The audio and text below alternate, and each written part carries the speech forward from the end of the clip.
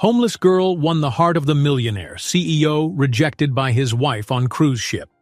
But before we dive into the full story, let me know where you're watching from and what time it is. Now subscribe to the channel and let's get started. The scorching midday sun found Violet crouched under a rusted pier, eyes locked on the colossal white ship docked not far away.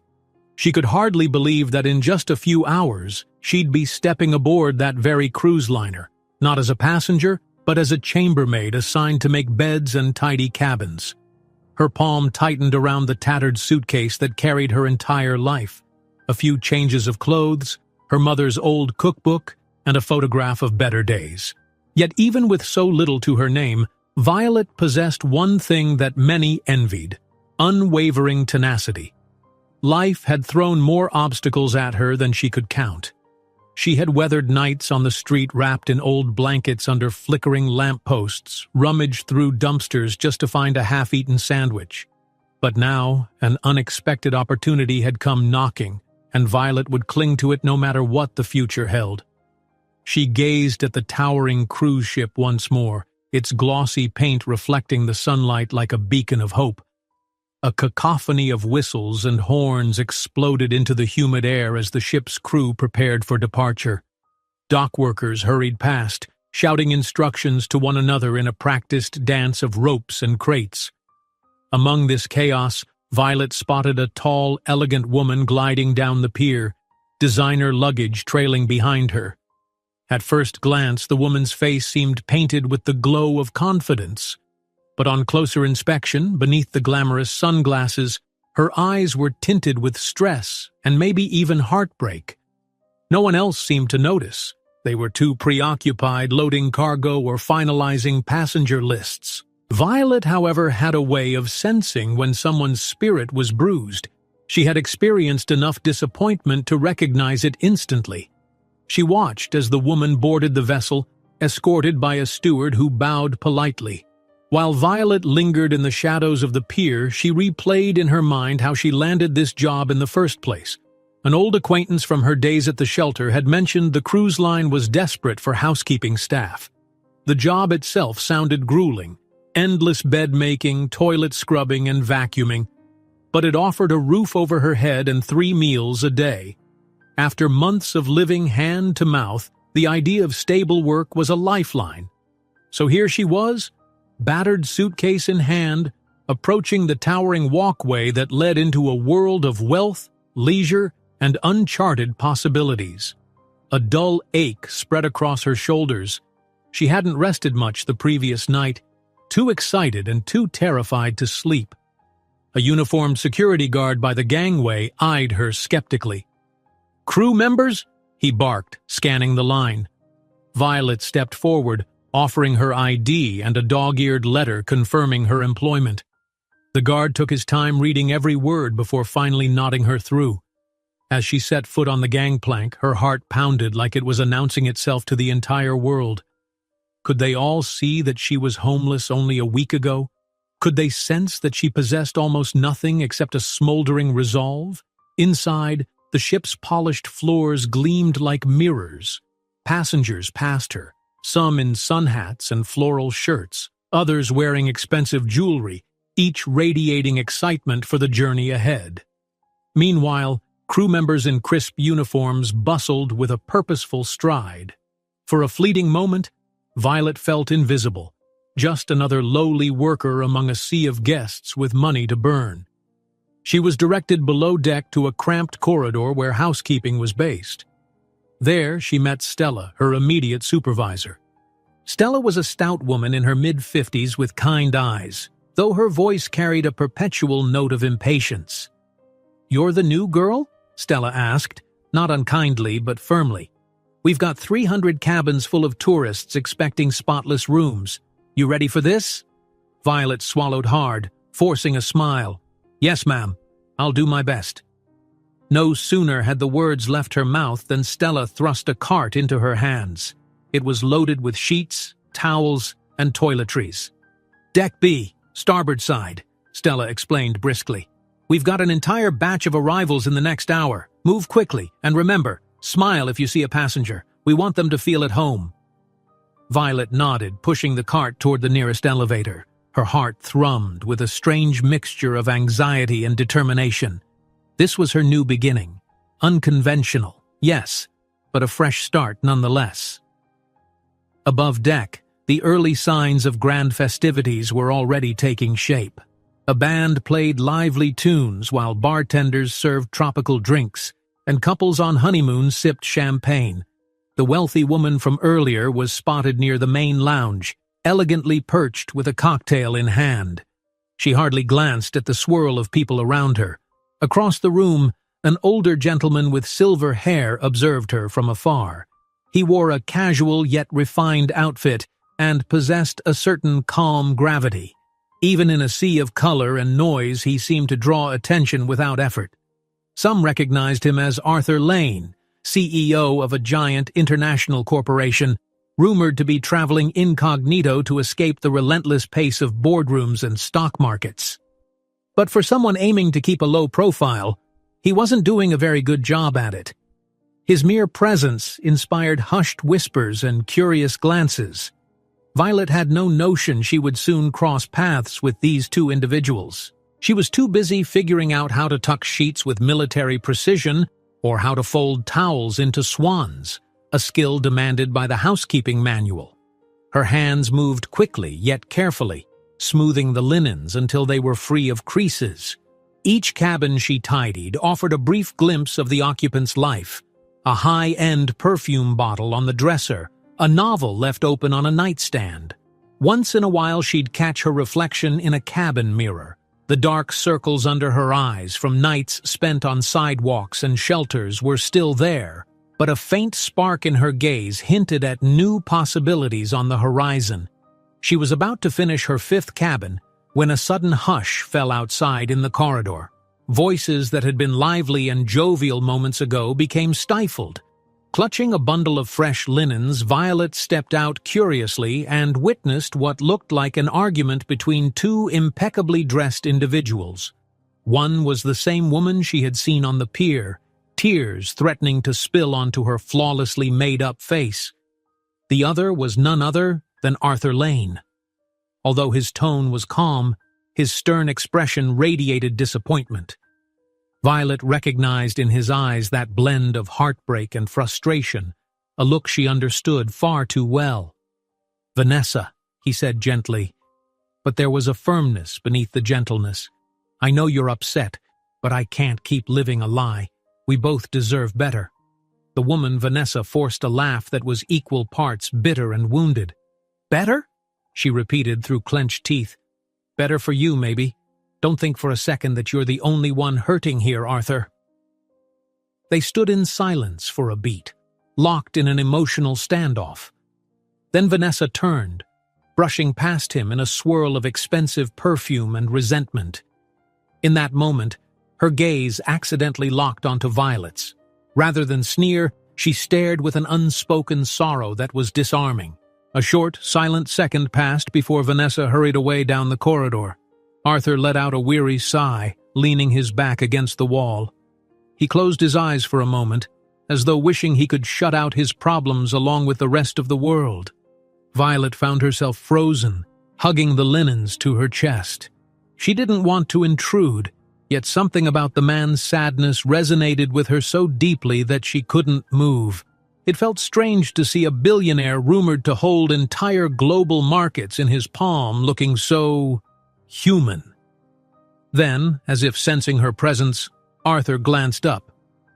Their eyes met. She expected him to snap at her or dismiss her presence like others of his status might, but instead his expression shifted from sorrow to mild embarrassment. "I'm sorry," he muttered, quickly straightening his posture. "I didn't realize anyone was watching."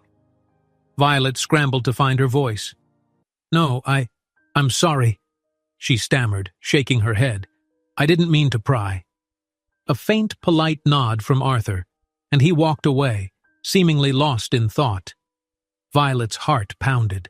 The entire corridor was thick with tension, but she felt drawn to the traces of heartbreak that lingered behind him, as though a piece of his sorrow remained etched into the walls. Little did she know that this fleeting encounter would be the first thread in a tapestry that wove together unthinkable heartbreak, startling revelations, and a kindness that would melt away the heavy chains of her own past. For now, though, Violet returned to making beds and clearing trash, focusing on the tasks at hand. Yet deep inside, a stirring began, an unspoken hope that her life, once defined by struggle, might begin to change in ways she never dared to imagine. Overnight, the ship transformed into a floating paradise. Decorative lanterns illuminated the promenades. A gentle breeze carried hints of sea salt and expensive cologne. Passengers dressed in their finest evening wear for the first gala, a much-anticipated celebration of glitz, free-flowing champagne, and introductions among the privileged set. But 4 decks below the glittering festivities, Violet stood in a cramped laundry room, her arms sore from lugging bundles of sheets. Damp heat, courtesy of a wall of industrial dryers, plastered hair to her forehead. Her uniform clung to her back. Every muscle in her body ached from working non-stop since early morning, yet she refused to complain. She had endured worse during those harsh months without a home. At least she was here on a luxurious ship, free from the fear that each night might swallow her whole. Nearby, Stella supervised a small group of housekeeping staff as they folded towels into elaborate shapes, hearts, flowers, even small elephants. The cruise line demanded these little flourishes for its affluent guests. Though the work was repetitive, Violet's stubborn pride pushed her to aim for perfection. With nimble fingers, she carefully crafted swan-like forms out of crisp white towels, remembering a fleeting lesson Stella had shown her that afternoon. Through the open door, she heard faint echoes of music from an upper-deck lounge, a reminder of where all the laughter and dancing were taking place, where people's biggest worry might be how soon the next cocktail would arrive. "Don't let your corners sag," Stella called out, stepping closer to Violet's station. She adjusted the base of Violet's half-finished towel sculpture. "Neatness matters, child. Neatness, cleanliness, and a smile. That's your job here. But you're doing well for someone so new." The older woman's brusque compliments were as generous as she got, and Violet felt a surge of gratitude. Stella might bark orders, but she also offered subtle kindnesses. An extra break when nobody was watching, or a hot tea if Violet looked faint. They worked side by side in silence for a time, the rhythm of the washers a comforting drone in the background. Eventually, Stella's tone softened. "I've heard whispers around the ship, Violet. Seems you bumped into Arthur Lane yesterday, though no one's sure what happened. He left the corridor looking mighty upset. You all right? He didn't, say anything harsh to you?" Caught off guard by the question, Violet shook her head. "He didn't insult me, no. In fact, he only apologized for what I guess was a private argument with that woman. Vanessa, right? I never meant to eavesdrop."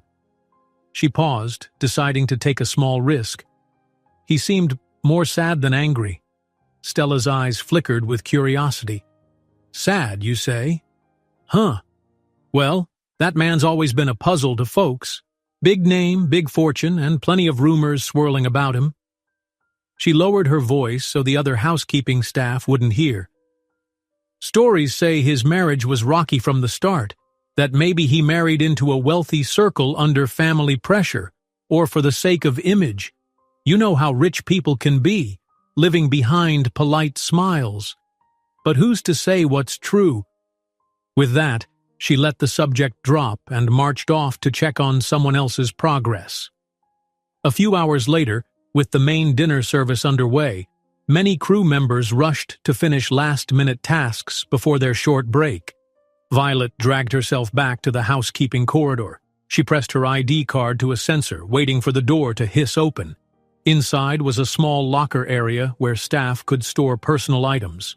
She rummaged for a moment, retrieving her mother's old cookbook. The tattered cover brought back memories of a tiny, stoveless kitchen in a rundown apartment from her childhood. Even if she hadn't cooked a proper meal in ages, holding the book gave her a sense of security. She found a corner to sit, hoping to savor a few minutes of quiet, when the door swung open and a flurry of footsteps echoed against the tiled floor. Two younger women from the housekeeping team rushed in, breathless and wide-eyed, gossip practically tumbling from their lips. "Can you believe it?" one of them said in a hushed squeal. "He's down at the staff cafeteria, Arthur Lane, the Arthur Lane, looking for something or maybe someone. Usually people like him never set foot down there. They'd have room service deliver whatever they fancy." The second woman nearly bobbed with excitement. "Some say he's not the standoffish type at all. Actually kind, if a bit mysterious. And after that public spat with Mrs. Vanessa, or Ms. Vanessa, whatever she is now, everyone's on edge." Hearing Arthur's name gave Violet pause. She rarely got tangled up in workplace gossip. It was simpler to stay unnoticed. But some invisible tug urged her to slip the cookbook back into her locker and follow her co-workers discreetly toward the staff dining hall.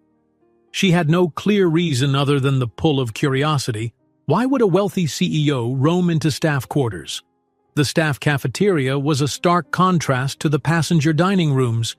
Painted in plain beige, it offered simple fare: sandwich ingredients, trays of lukewarm food, and a modest salad bar. Violet entered cautiously and spotted Arthur standing near the beverage station, apparently attempting to pour himself a cup of coffee from a standard-issue metal urn. For a few beats, no one dared approach him.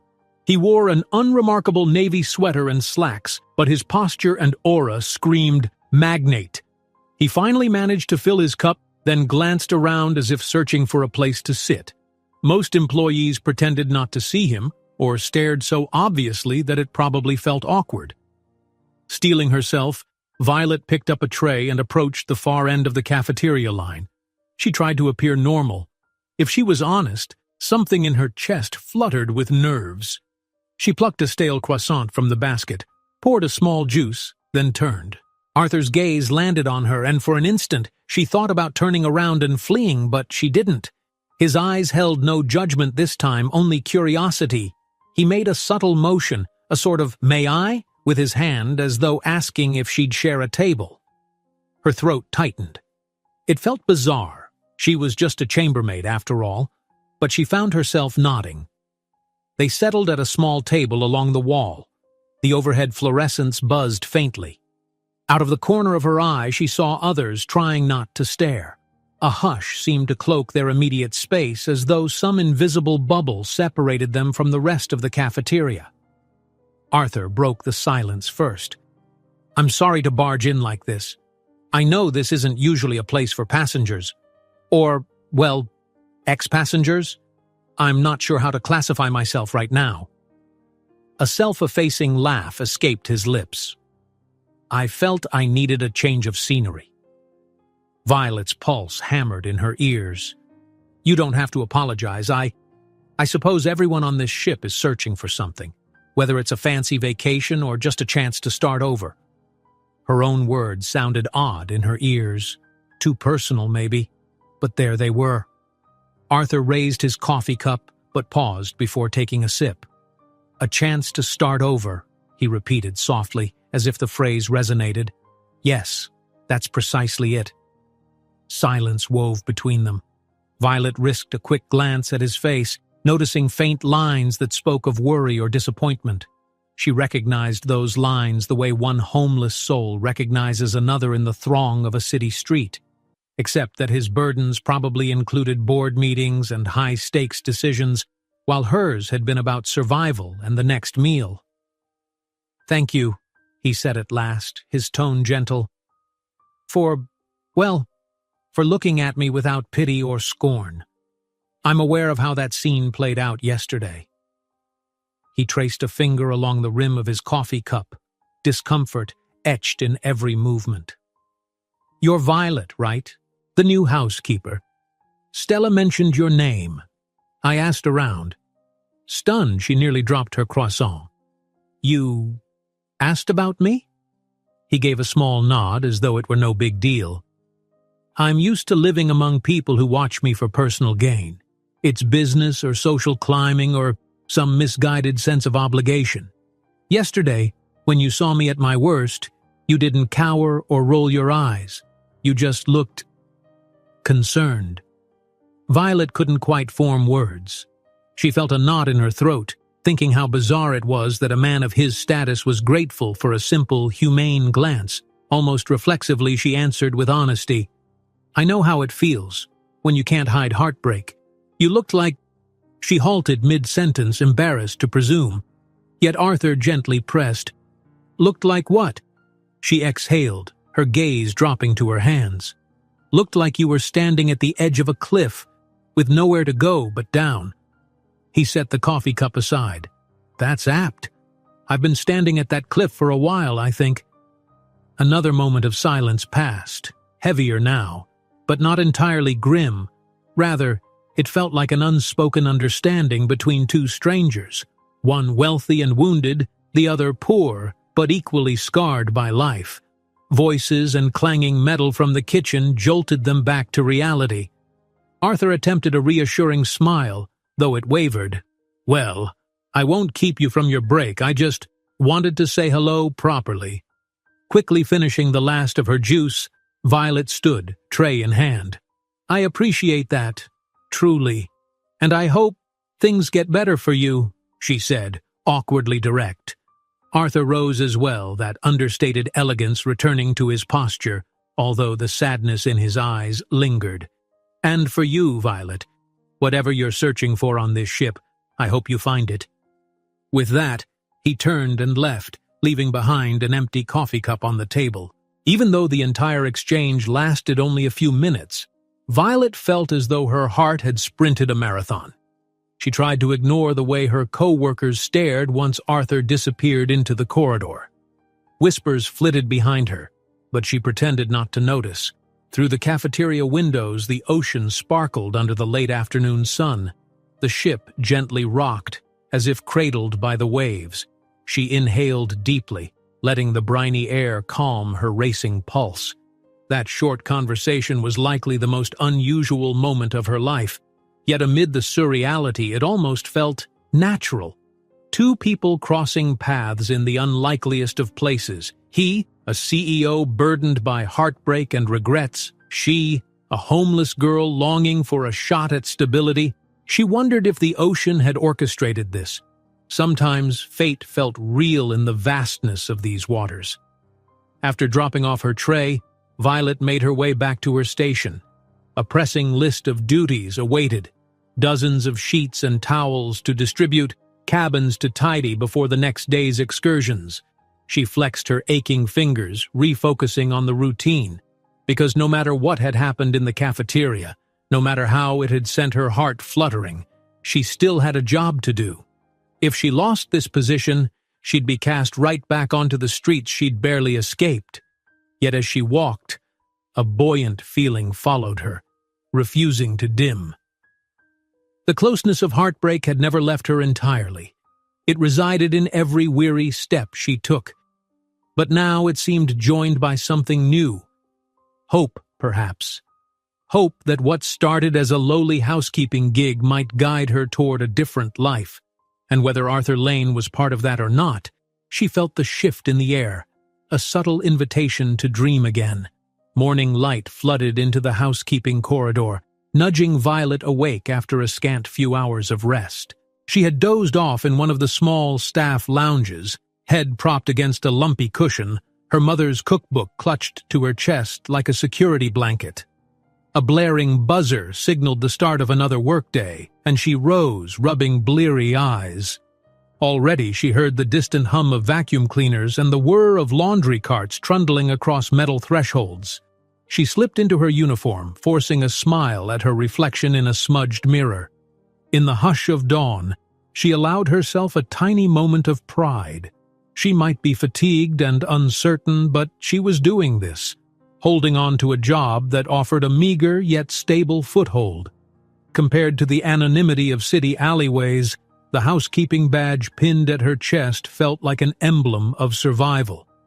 When Violet arrived at the staff cafeteria for breakfast, a meager offering of toast, coffee, and fruit, she spotted Stella by the window, hurriedly finishing her meal. The older supervisor waved her over. "Eat fast," Stella instructed, sliding a plate her way. There's a special event in the ship's grand ballroom tonight, something about a high-profile charity auction. The entire housekeeping team needs to get those public areas spotless by midday." She paused, eyebrows rising. "And rumor says Mr. Lane will be a key donor at the event. Big fancy check means all eyes, press and passengers, will be on him." Violet felt her stomach lurch at the mention of his name, though she tried to mask it. She occupied herself by taking a small bite of toast. "That must mean he's on better terms with the cruise line now?" Stella gave a tight shrug. "He's a VIP, always has been, but it's complicated with him, or so I've heard. Listen, you focus on your duties. Don't get tangled in rich folk drama, no matter how polite or intriguing he might seem." She pinned Violet with a warning look. "Fair?" A slight flush colored Violet's cheeks. She nodded, though she couldn't fully squelch the flicker of curiosity about Arthur. Their conversation in the staff cafeteria still lingered in her mind. The warmth in his eyes as he spoke about searching for a new start. But Stella was right. Violet had a role to fulfill and no safety net if things went wrong. By mid-morning, Violet was on her hands and knees in the ship's atrium, methodically polishing ornate brass railings. A swirl of morning sunlight poured through the high glass dome overhead, turning the polished floors into a giant mirror. She could see the silhouettes of elegantly dressed guests heading to breakfast, their laughter echoing in the lofty space. In the swirl of footsteps, a distinct pair of black dress shoes paused at the top of the staircase. Violet risked a glance upward. Arthur Lane stood there, momentarily statuesque, taking in the luminous atrium. His gaze drifted until it landed on her. She quickly lowered her eyes and resumed polishing, her heart drumming against her ribs. Out of the corner of her vision she saw him descend, step by measured step, until he was just a few feet away. "Good morning," he said softly, ignoring the curious stares of passing tourists.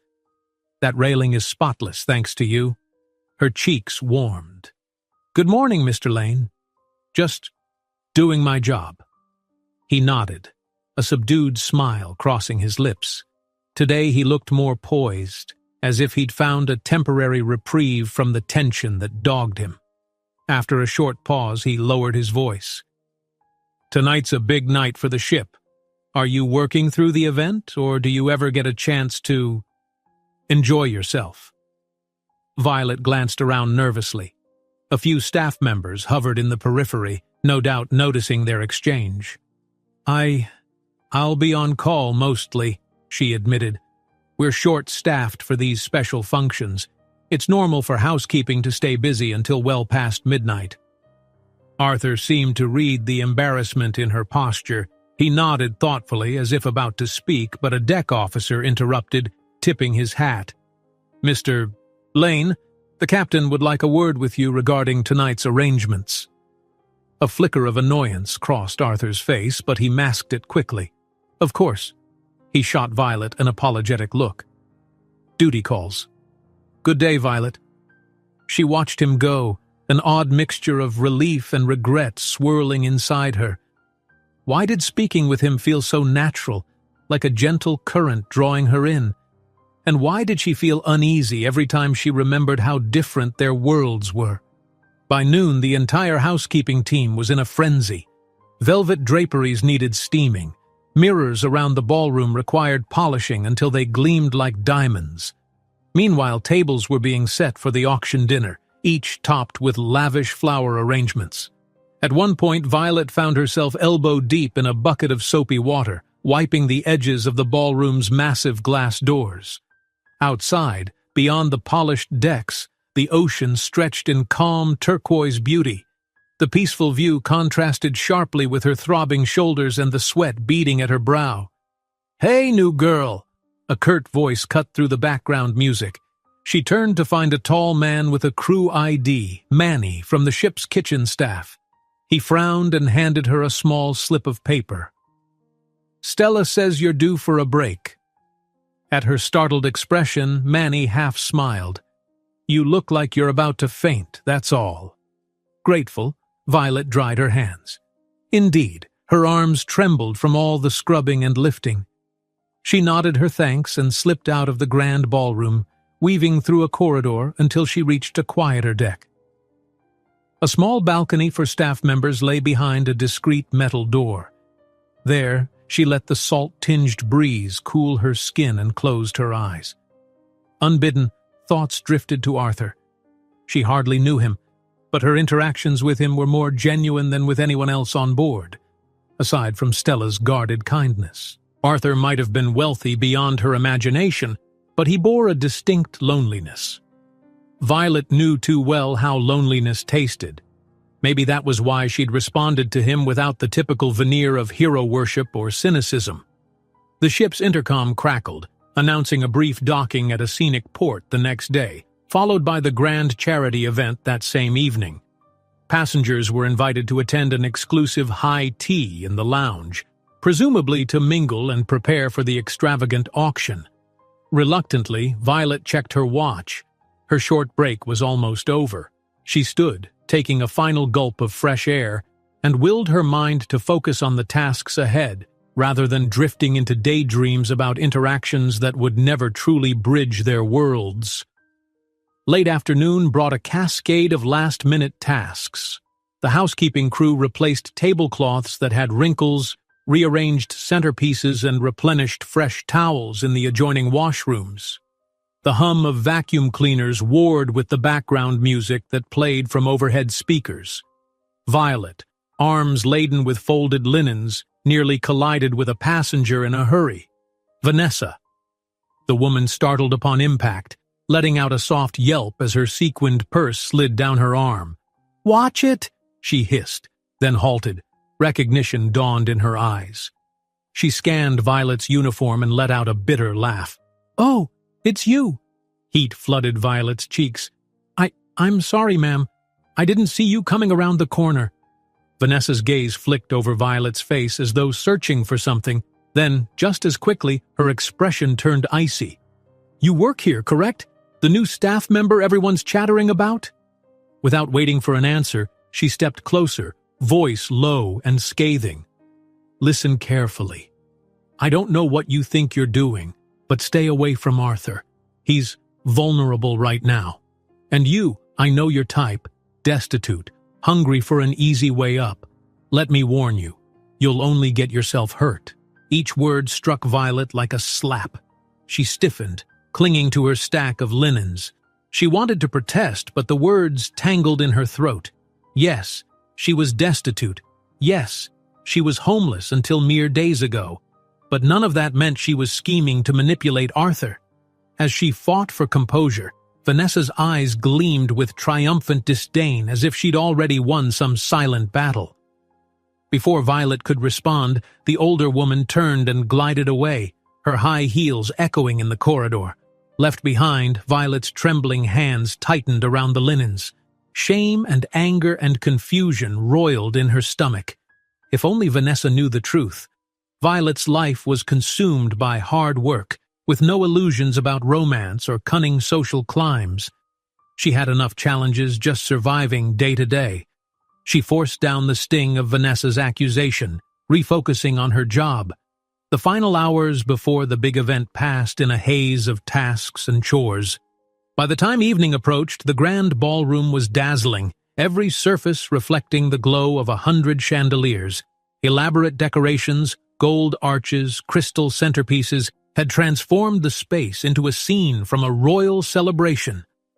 Exhausted, Violet carted away the last round of cleaning supplies. She could hear the advanced sound check for the band that would play during the auction. Guest chatter filled the hallways, an electric current of excitement. She felt so far removed from their world of bidding paddles and glamorous gowns. In the staff locker area, she changed into a fresh uniform, smoothing the wrinkles. Her shift would continue into the night, providing extra support in case guests spilled drinks or needed extra towels. Stella approached, handing her a small earpiece and whispering, "We'll coordinate from the sidelines. If a spill happens or a guest complains, you'll be on deck to handle it. Keep moving. Stay alert." Violet nodded, swallowing the knot in her throat. She was determined to do well tonight, even if it meant ignoring the gnawing ache left by Vanessa's harsh words, or the unspoken tension that hovered whenever she imagined crossing paths with Arthur again. Gathering her courage, she straightened her posture and stepped toward the glittering ballroom doors. Beyond them, violins tuned, waiters prepared champagne flutes, and well-heeled donors started trickling in. Time to get to work. A lively hum filled the grand ballroom as guests trickled in, dressed in their most resplendent attire.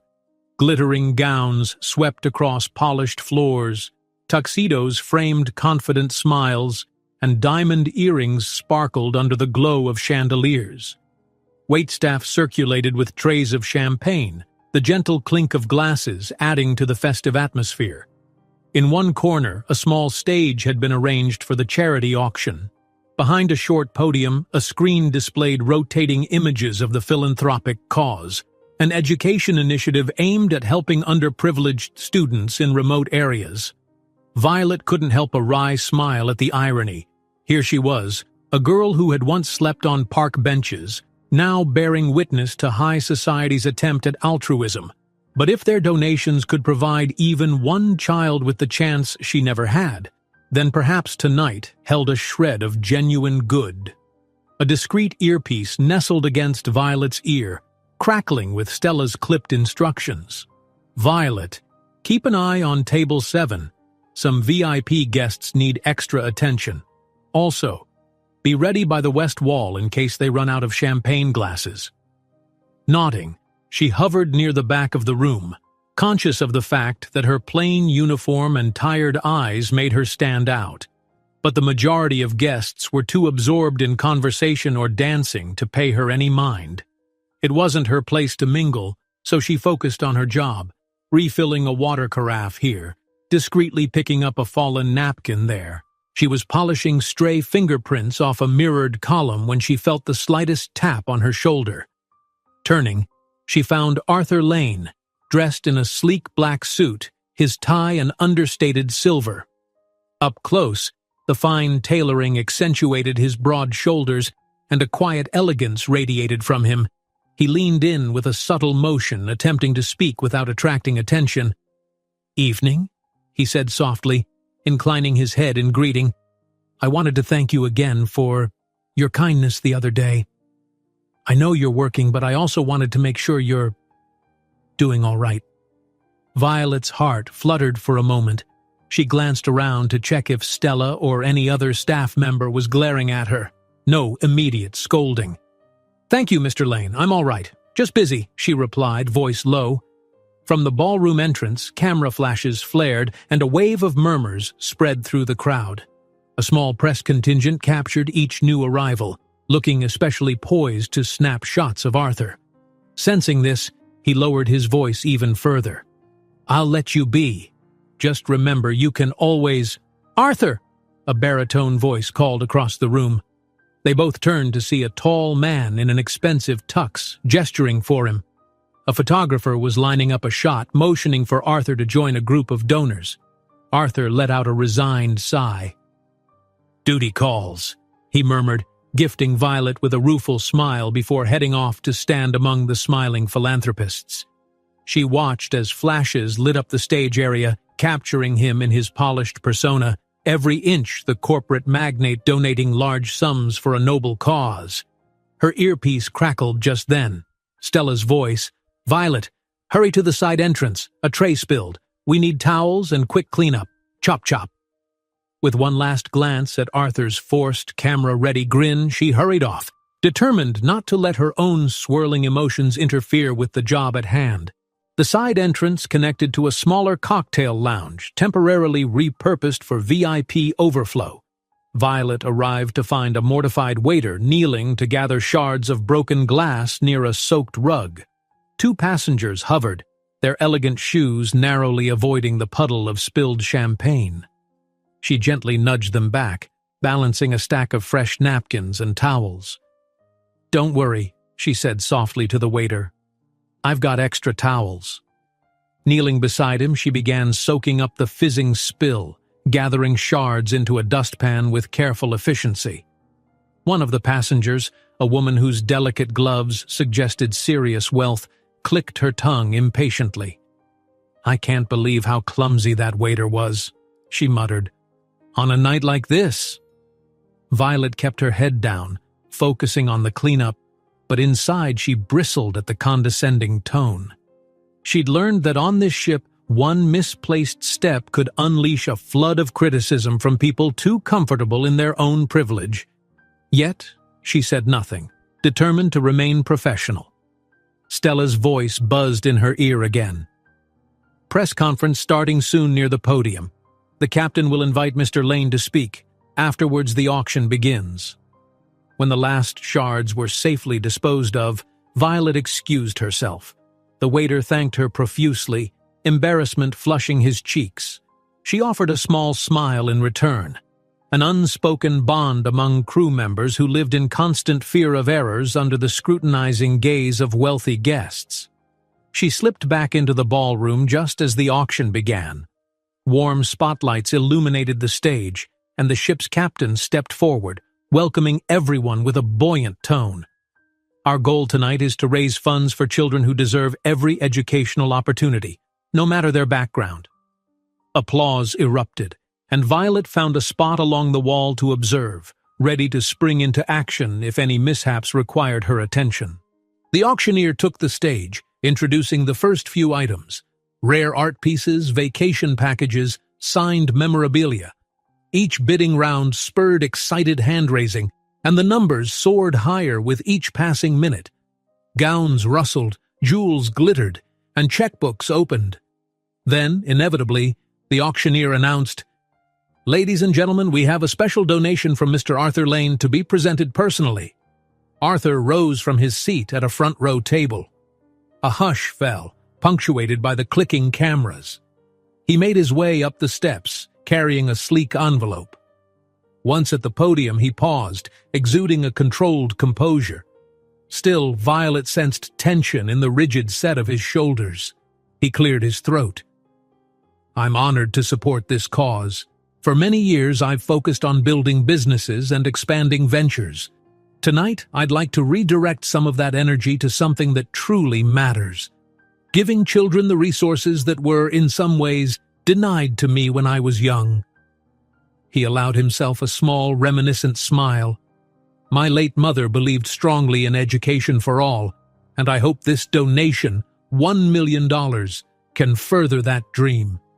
A collective gasp washed over the room, followed by a roar of applause. Flashbulbs exploded. Violet felt her breath catch. $1 million. It was more money than she could fathom, enough to keep her fed and safe for 1,000 lifetimes. She watched Arthur stand there, fielding praise and camera shutters, but beneath the applause she caught the flicker of something in his eyes, maybe relief or sorrow. She couldn't quite decide which.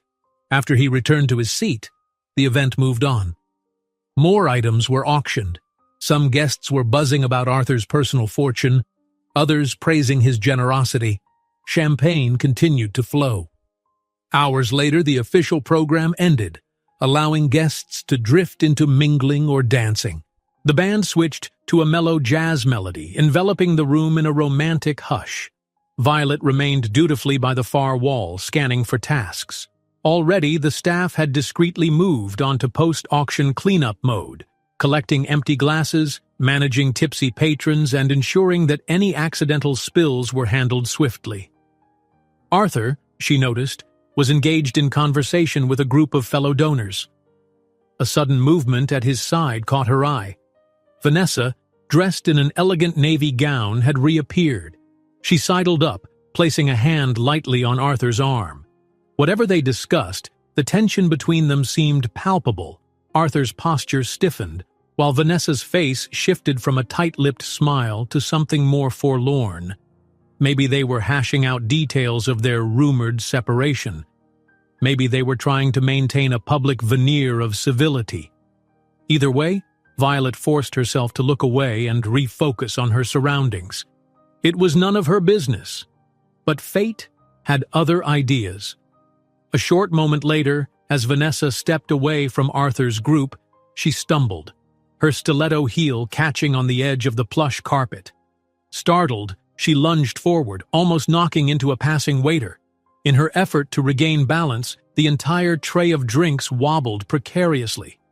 Violet dashed forward with pure reflex, arms extended in time to steady the rattling tray before it could topple. The waiter exhaled in relief. Vanessa blinked, half mortified. She quickly stood upright, smoothing her gown.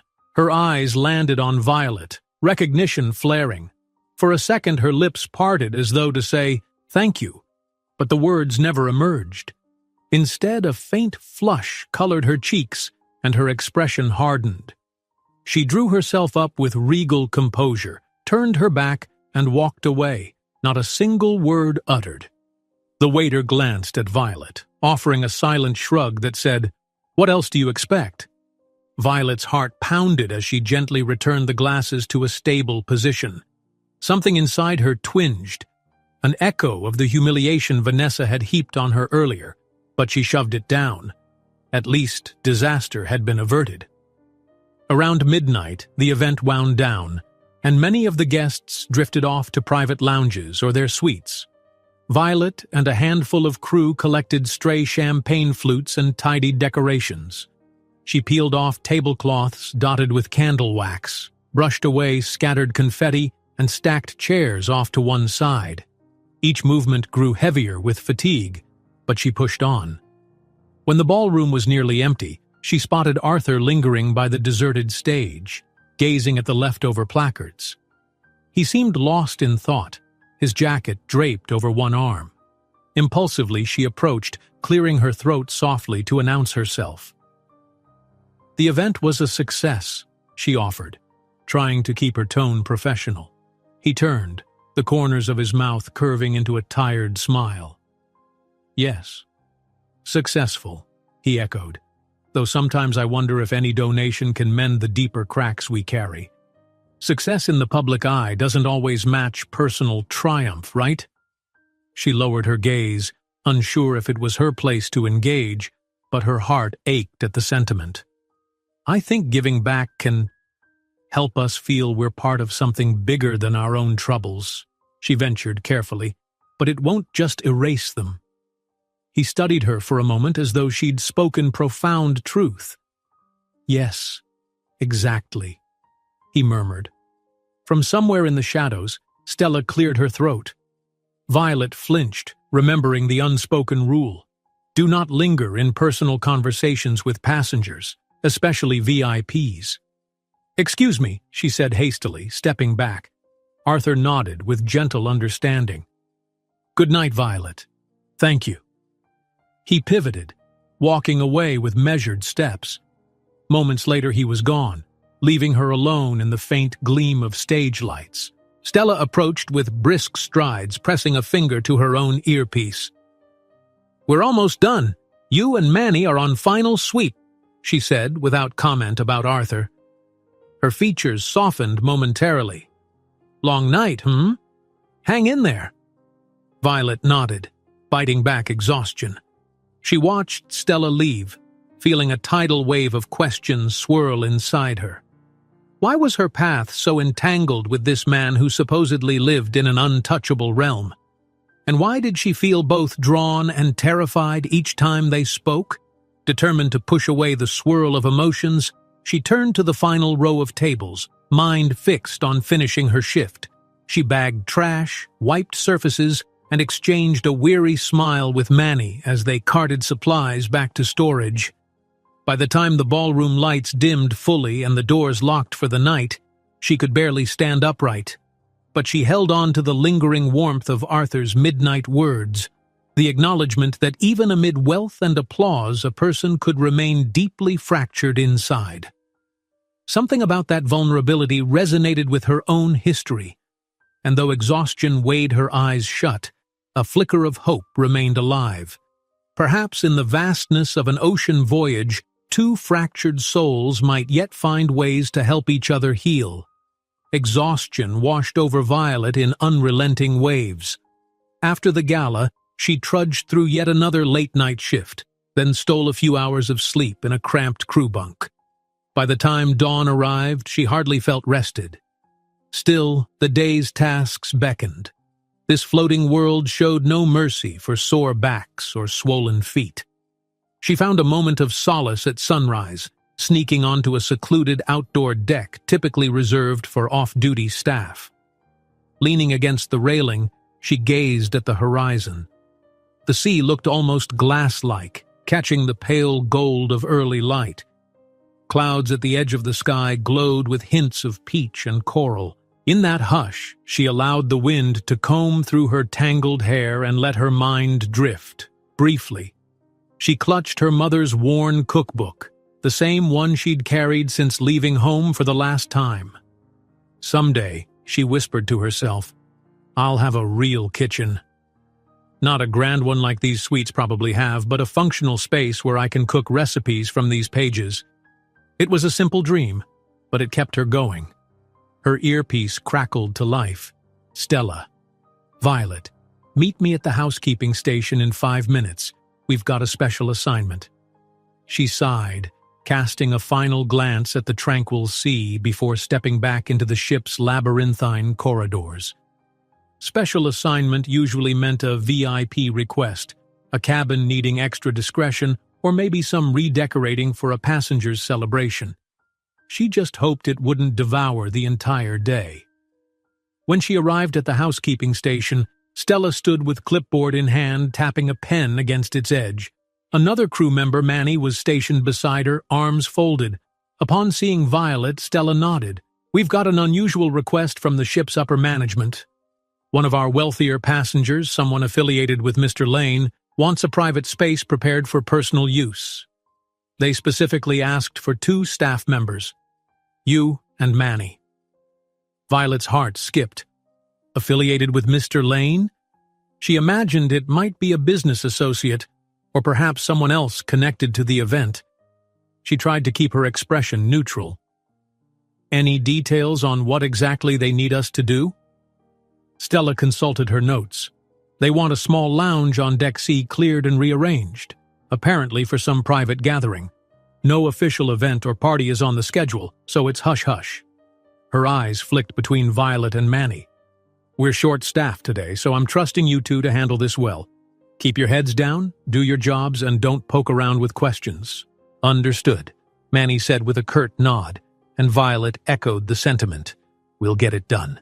Stella's stern face softened slightly. Go on then.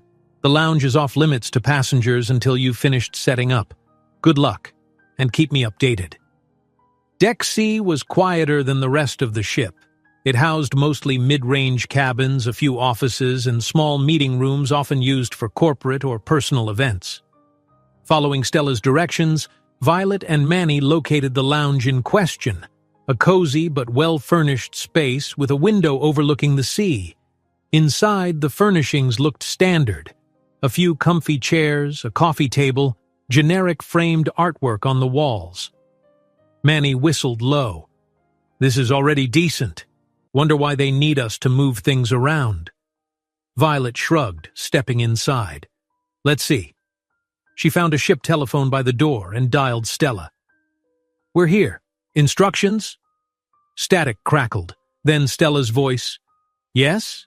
You'll find a cart outside with fresh linens, cushions, decorative items. The request is that the lounge look inviting, serene, private.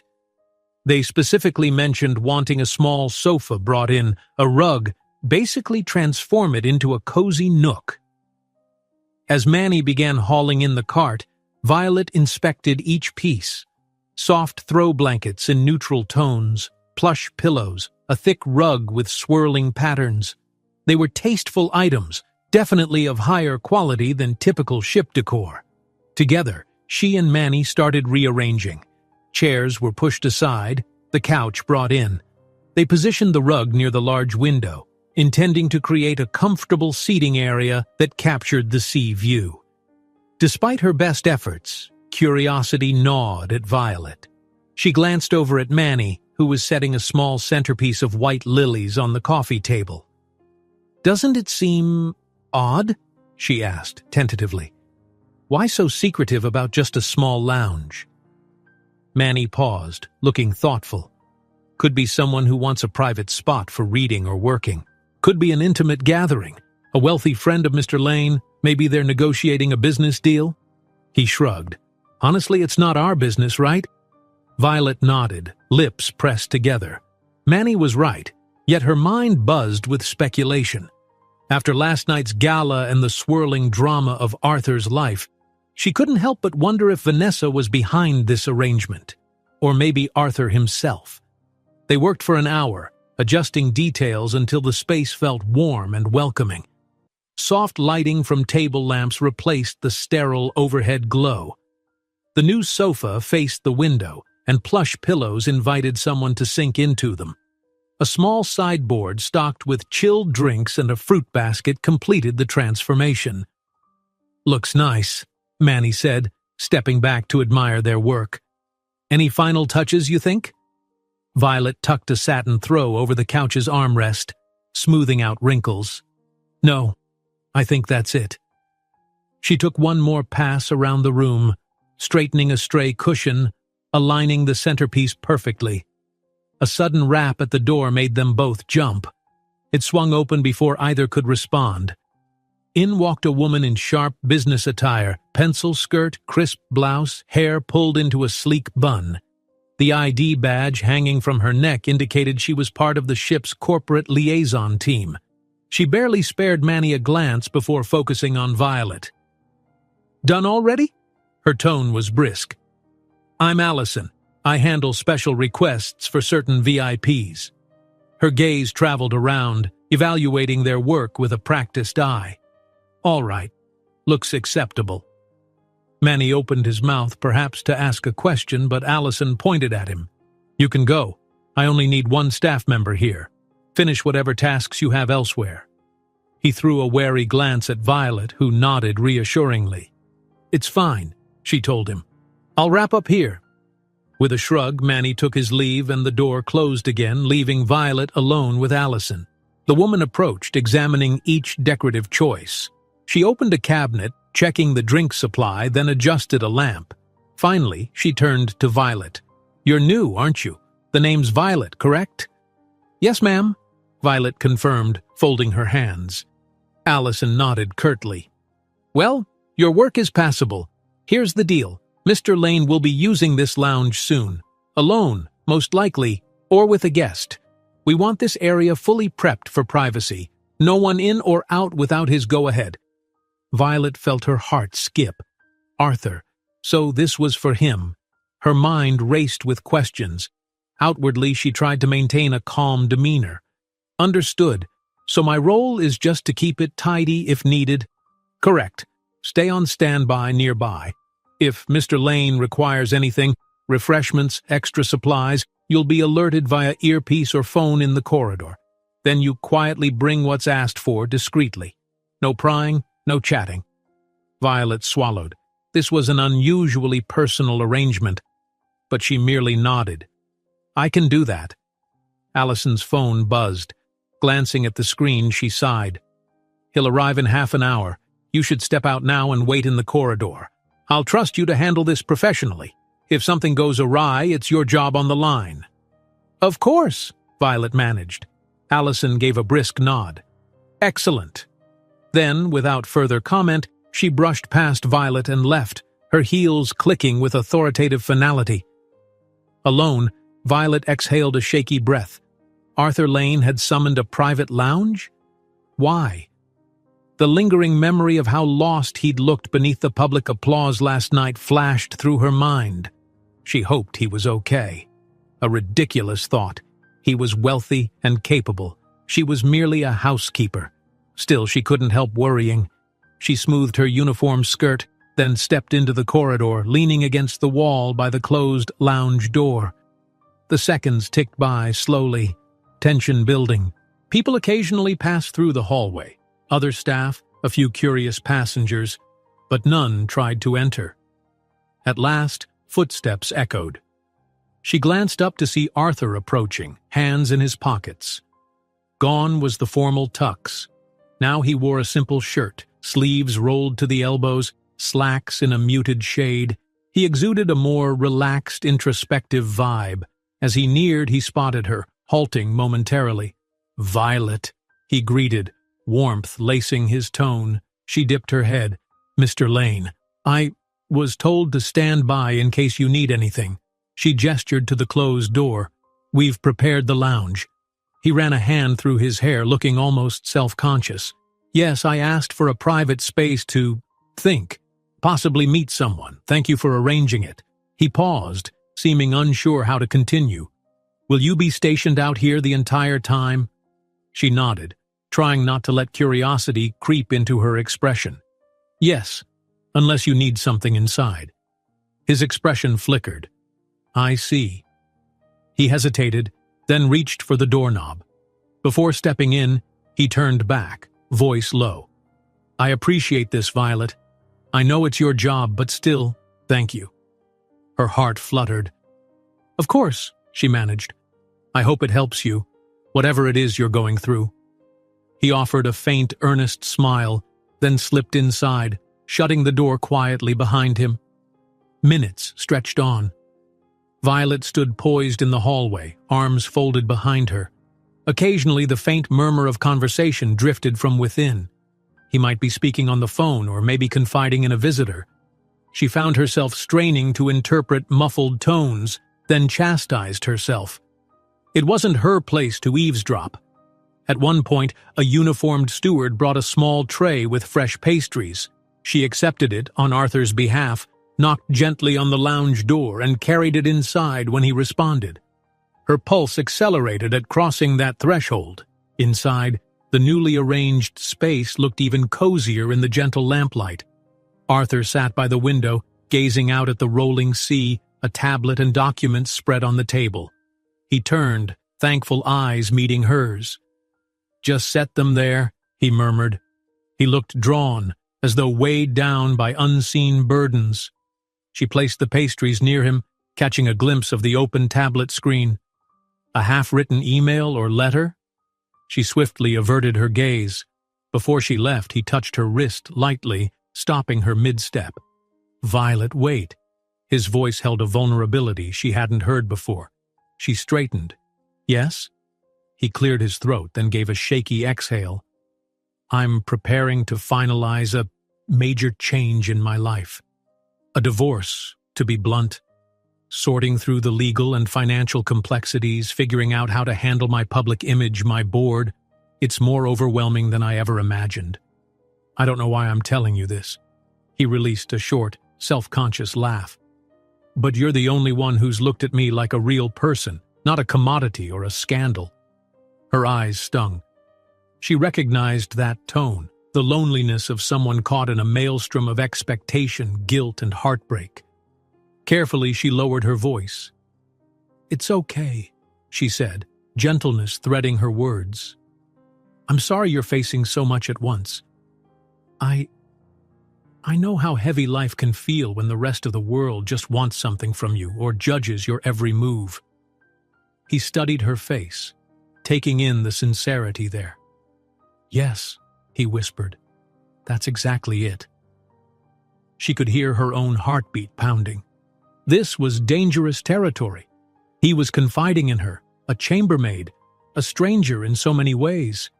Yet the relief and desperation in his eyes were undeniable, as if her understanding was a life raft he clung to. After a moment of silence, Arthur withdrew his hand. "Thank you," he murmured, "for listening." She nodded, forcing a small, encouraging smile. "I'll be outside if you need anything else." Then she retreated, shutting the door softly. The rest of the afternoon passed in a strange fog. Violet stood sentinel outside the lounge, alert and professional, while her mind swirled with the knowledge of Arthur's turmoil. Twice more she entered to bring fresh tea or remove used cups. Each time he offered her a guarded but appreciative glance. Near evening, the door opened. Arthur emerged, looking exhausted yet oddly resolved. He paused in the corridor, smoothing the wrinkles in his shirt. "I'm done for now. Thank you for your service." She dipped her head. "Of course, Mr. Lane." He hesitated, searching her face. His voice caught. "I might request this lounge again in the coming days. If I do, I hope you'll be the one assigned. Only if you're comfortable with it." She swallowed hard. "I'll do my job wherever I'm needed," she said, but her voice wavered slightly with the weight of hidden meaning. Nodding, he walked away down the corridor, shoulders pulled back, but carrying an invisible heaviness. Violet watched until he disappeared around the bend. Moments later, Allison from corporate stepped around another corner. Her piercing gaze fell on Violet, then flicked to the lounge door, now left ajar. "Mr. Lane's finished, I take it?" she asked, clipped. "Yes, ma'am," Violet said, tensing. Allison made a curt sound, pulling out her phone. "I'll inform management. You can return to your normal duties." She looked Violet up and down, brow furrowing slightly. "But remember, the confidentiality clause in your contract applies here as well. If Mr. Lane spoke of personal matters, you're not to repeat them." A chill went through Violet. Of course, there was a confidentiality clause. It applied to all staff, forbidding them from leaking details about guests. She nodded, summoning a calm expression. "Understood." Allison keyed something into her phone, then brushed past Violet and surveyed the lounge. Before slipping inside, she added, "Take the rest of your shift to tidy up. Then you're dismissed. And keep this arrangement under wraps." The door shut. Violet exhaled, feeling as if she'd been balancing on a high wire. She shook off the lingering tension, resolved to do exactly as told, clean up and vanish. One thing was certain. Each time Arthur opened up to her, she found herself tangled deeper in a web of emotional ties. She worried about him, about Vanessa's hostility, about the swirl of gossip that might explode if anyone caught wind of their private exchanges. But she couldn't deny a small sliver of warmth, too. In the quiet corners of this enormous ship, they'd shared moments of raw honesty, forging a connection that neither fully understood. For someone like Violet, displaced, often invisible, Arthur's gaze had seen her. For someone like Arthur, scrutinized, often lonely, Violet's empathy had comforted him. Where it would lead, she couldn't fathom. But as she gathered her cart and left the lounge behind, she carried a flicker of hope, wondering if somehow they could salvage each other's bruised hearts amidst the endless ocean of uncertainty. Despite the humid warmth of mid-afternoon, a slight chill ran through Violet as she stepped into the narrow hallway leading to the crew quarters. It wasn't from the ship's air conditioning. It was the lingering tension of the day, of new secrets she carried and couldn't share. She felt like a tightrope walker, balancing her duty to remain discreet against the gnawing need to process her own emotions. Her shift was over, at least officially, so she collected her threadbare sweater from her locker and slipped it on. Part of her wanted to collapse on a cot in the staff lounge, but her thoughts were too unsettled to rest. Instead, she decided to take a detour to the ship's upper decks for fresh air. As she wound through corridors, she passed Manny, who called after her, "Headed topside?" He looked concerned. "Everything okay with the lounge earlier?" Violet tried a reassuring smile. "All good, just need to clear my head." He nodded in understanding. The supportive glint in his eyes reminded her that, while she had to keep certain things private, she wasn't entirely alone. She soon reached an outdoor deck with a row of chaise lounges facing the open ocean. Only a handful of passengers were around, a couple chatting quietly, someone reading a novel. Violet moved to the railing, arms folded atop the polished metal, and let the breeze brush her face. The horizon was a hazy blend of pale blue sky and shimmering waves stretching in every direction. The immensity made her feel both small and oddly comforted. Footsteps approached, accompanied by a familiar perfume. Violet's shoulders tensed. Sure enough, Vanessa materialized beside her, leaning on the railing with a nonchalant air. She wore large sunglasses that reflected the sunlight, making it impossible to read her eyes. After a moment of terse silence, she spoke, voice clipped. "You're persistent, aren't you?" Violet kept her gaze on the water. "Excuse me?" Vanessa let out a brief, humorless laugh. "You must think you're clever, helping Arthur set up a private retreat, floating around him with concerned looks. I warned you, don't get caught in the crossfire." She removed her sunglasses, revealing a steely gaze. "I know he's opening up about personal matters, but his problems run far deeper than you realize." Violet bristled. "I'm just doing my job," she said gently, fighting to keep her voice steady. "You act as if I have some agenda. I don't. I'm well aware of my place on this ship." Vanessa's lips twisted in a semblance of a smile. "Your place? Right?" She stared out at the horizon. "You think you can mend him with pity? Arthur's entangled in obligations you can't fathom. His board of directors, his family's reputation, my family's reputation." Her expression flickered like a storm cloud passing. "His heart may be bruised, but that doesn't mean he has room for you. When the dust settles, you'll be the one left broken." Those words stung more than Violet wanted to admit. She gripped the railing tighter, knuckles whitening. Part of her wanted to fire back. "What do you know about heartbreak compared to someone who's slept on concrete?" But she swallowed the urge. Vanessa sighed as if deflating. "I'm not trying to be cruel," she muttered, her voice quieter now. "Arthur's always wanted to save the world, or at least fix everyone's problems. Sometimes he tries so hard he forgets that not every wound can be healed with money or good intentions." Violet studied Vanessa's face, noticing the traces of sadness etched around her mouth. Maybe behind the sharp edges and designer veneer, Vanessa herself was hurting. "I'm not looking for him to fix me," Violet managed, her voice steady. "And I'm not trying to fix him either. I just understand loneliness. We both do." Vanessa's jaw tightened. For a moment, it looked like she might snap back, but instead she just slipped her sunglasses on again. "Then you'd better understand the fallout, too," she said softly.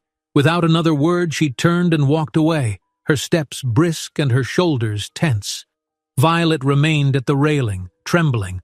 The back of her throat burned with unspoken words. How ironic that, in Vanessa's eyes, she was some cunning threat. All Violet had ever wanted was the safety of a steady wage and a quiet place to lay her head each night. She gazed again at the endless ocean, letting its gentle sway soothe her frayed nerves. Yet Vanessa's warning echoed in her mind like a dark prophecy. Work resumed the next day. Despite the lingering awkwardness, Violet tried to focus on mundane tasks, vacuuming corridors, stocking cabin toiletries, collecting laundry. The rhythms of housekeeping offered a certain numb comfort, each chore a step away from her swirling thoughts. Midway through her shift, Stella intercepted her by the linen closet. "I need you to do a thorough cleaning in Suite 509. The occupant's out for an excursion, but they'll be back this evening. The place is a mess." She handed Violet a spare keycard. "You up for it?" Violet recognized the number, one of the ship's larger, more opulent suites. "Yes, of course," she answered, relieved for a straightforward assignment. Stella gave a tight smile. "Good. Let me know if you need an extra set of hands." When Violet arrived at Suite 509, she found it indeed disheveled. Open suitcases sprawled across the sitting area, half-finished room service trays, clothing draped haphazardly over furniture. She exhaled. At least the occupant was out, meaning she could work uninterrupted. She filled a bucket with cleaning supplies, started methodically tidying the place. First, she cleared the scattered plates and glasses, then tackled the unmade bed. The duvet smelled faintly of expensive perfume and cologne, an odd mix. She tried not to dwell on the occupant's personal habits. As she was disposing of trash, a crumpled paper near the nightstand caught her eye. It bore the heading from a high-end law office. The text was half-readable. Dissolution of marriage and division of shared assets. Alarmed, she realized it was part of a divorce proceeding. Then she spotted a name. Lane. Her heart kicked up speed. She shouldn't read further. This was exactly the kind of prying that could cost her job. She forced herself to fold it carefully and place it atop the occupant's desk, as was protocol for important documents found lying around. The occupant had to be connected to Arthur's ongoing divorce. Could it be Vanessa's suite, or one of Arthur's legal aides? She pushed the question aside. Focus on the cleaning, Violet. She vacuumed the plush carpet, wiped surfaces. Occasionally her mind flashed back to that letter, the weight of it pressed on her. This divorce was real, official, a swirling vortex of legalities. And there she was, stuck in the periphery, inadvertently glimpsing the storms inside. Almost 2 hours later she finished. The suite looked pristine. Bed crisp, counters shining, trash cans emptied. She gathered her cart, prepared to leave. But as she moved to exit, the door slid open and a figure swept in. Vanessa. Both froze. Vanessa's expression flickered with surprise, then annoyance. You! She glanced around, took in the immaculate space. A beat of silence passed before she let out a slow breath. I suppose you had to see all this. It's my job, Violet replied quietly, trying to keep her tone even. I'm sorry if you'd hoped otherwise. Vanessa set down her designer handbag on a marble side table. Her movements were slow, deliberate. She looked at the newly made bed, the neat stack of legal documents on the desk, then back at Violet. So now you know the details of my divorce, she said, voice tight. Or at least the gist of it. You know how messy it is. Violet lowered her gaze. I didn't read anything beyond the names. I have no intention of... Vanessa raised a hand to cut her off. I'm not accusing you of snooping. She sighed, massaging her temple. I just didn't expect you here. I came back early to sort through the final paperwork.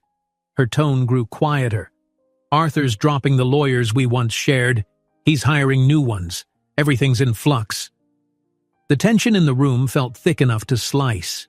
Violet carefully shifted her cleaning cart, heading for the door. I'll leave you to your privacy. But before she could step out, Vanessa spoke in a more subdued voice. Wait. Violet paused. The other woman took a shaky breath. I know I've been hostile. I have reasons. My own heartbreak, anger, pride. But I'm not blind, Violet. I see something genuine in how you look at him, and in how he's begun looking at you. Violet's heart pounded. She had no idea how to respond. Vanessa set her jaw, continuing, We're in the middle of dividing properties, businesses, social circles, everything. It's going to be nasty, and if you're anywhere near him when it hits the tabloids, trust me, they'll drag you into it too. It won't matter that you're just a chambermaid. They'll paint you as a gold digger, or worse. A wave of dread rolled through Violet's stomach. She'd once been invisible on these streets, which was its own kind of hell. But the idea of being thrown into a media firestorm terrified her in a different way.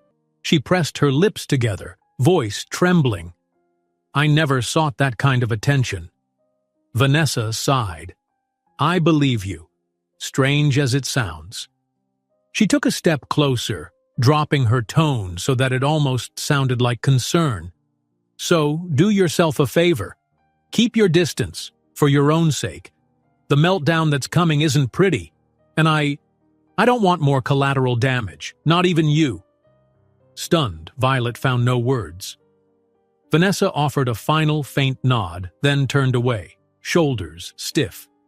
Taking that as her cue, Violet slipped out into the corridor, her mind racing. She'd sensed trouble brewing, but hearing Vanessa confirm it in such stark terms left her shaken. If the media or the attorneys suspected Arthur was forging any emotional tie with a homeless girl-turned-housekeeper, the fallout would be brutal for both of them. She mechanically pushed her cart to the service elevator, pressed the button, and tried to steady her breathing. Maybe Vanessa's warning was sincere, or maybe it was another tactic to separate them. Either way, fear and confusion formed a knot in Violet's chest. She recalled Arthur's anguished expression, the warmth in his voice whenever he thanked her for simply seeing him as a person. Did she truly have the strength to stay away, knowing how lost he seemed? As the elevator doors glided open, Violet murmured a silent plea that she'd find the right path forward, balancing compassion and caution, desire and dread. She had survived nights on concrete sidewalks with no one to rely on but herself. But the storm gathering around Arthur Lane might be more treacherous than she'd ever imagined. And although her heart ached to offer him support, the question remained, was she prepared for the cost? A restless night passed, leaving Violet in a fog of bleary fatigue and anxious thought. By morning, her mind still churned with Vanessa's dire warning that once the divorce proceedings went public, anyone close to Arthur would be swept into a maelstrom of scandal. Yet in equal measure, Violet's heart tugged her toward empathy. She knew all too well that loneliness ate at a person faster than any rumor could. That morning, she was assigned to an overlooked corner of the ship, the seldom-used business center, a cluster of desks and computers. The space typically stayed quiet, but housekeeping needed to give it a deep clean. With her cart in tow, Violet began vacuuming the nooks and crannies, wiping dust from monitors, polishing the glass entrance doors. Halfway through, Manny appeared carrying a stack of disinfectant wipes.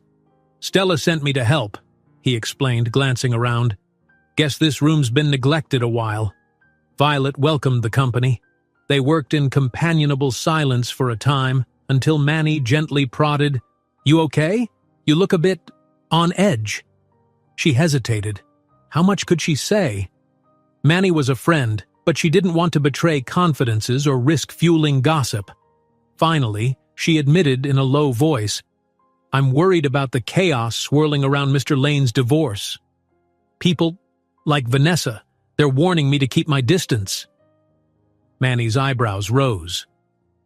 "Oh, so you did get in deeper than I realized." He set aside his wipes, crossing his arms. "Listen, I don't pretend to understand the wealthy world, but I do know some staff who got entangled before. It rarely ends well."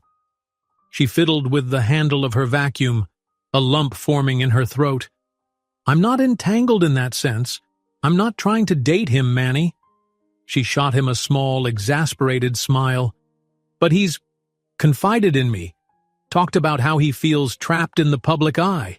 I can't just turn my back. It doesn't feel right." Manny frowned, conflicted. "I get it. You've always been kind, Violet. But sometimes being kind can drag you into something bigger than you can handle." She knew he spoke from concern, and she appreciated it. Still, the push-pull inside her wouldn't resolve. "I know," she whispered. "I'm scared. But he's not some manipulator. He's hurting. He's shown me more genuine respect than most folks ever have." Manny sighed, running a hand over his short-cropped hair. "Look, if you stay, keep your guard up. Don't let your life get trampled in the crossfire." Their conversation paused as a small group of passengers trickled into the business center, glancing about. Manny and Violet silently resumed cleaning tasks, pretending everything was normal. Yet Violet held on to Manny's advice like a talisman, reminding herself that caution was crucial. Once she finished, Violet returned her supplies to the housekeeping station, expecting another mundane assignment. Instead, Stella approached with a pensive expression. "Violet," she said, tapping her clipboard, "Allison from Corporate Liaison requested you again. Mr. Lane needs that lounge set up once more. Deck C, same as before." A subtle tremor went through Violet. She'd known it might happen, but so soon. "I see," she replied, forcing her voice steady. "Any special instructions?" Stella shrugged. "Just the usual. Keep it clean, discreet. You'll be on standby for his requests. Manny's tied up with other tasks, so it's you alone this time." She paused, lower her tone. "Look, you've been singled out for these requests, which might raise questions, but so far no one's complained. Just be careful, kid." The warmth in Stella's eyes touched Violet's heart. "I will," she promised, then headed for the lounge, Walking through the corridors, she felt her pulse quicken. Vanessa's words replayed in her mind, as did Manny's gentle concern. But duty was duty. She was a housekeeper assigned to a paying passenger's request. She couldn't refuse. When Violet arrived, the lounge was still mostly set up from before, though some items had been shuffled around. She straightened the sofa, replaced wilted flowers with fresh ones from a storage fridge, and arranged bottles of water on a side table. The hush of the space felt thicker than before, carrying a sense of anticipation. Not long after, Arthur arrived, this time with a weathered leather briefcase in hand. He wore a simple polo and slacks, eyes rimmed with subtle fatigue, as though another sleepless night had gnawed at him. "Violet," he greeted quietly. "Thank you for coming." His gaze swept the cozy room. "You made it perfect again." "Thank you." She dipped her head. "You're welcome. I'm here if you need anything else."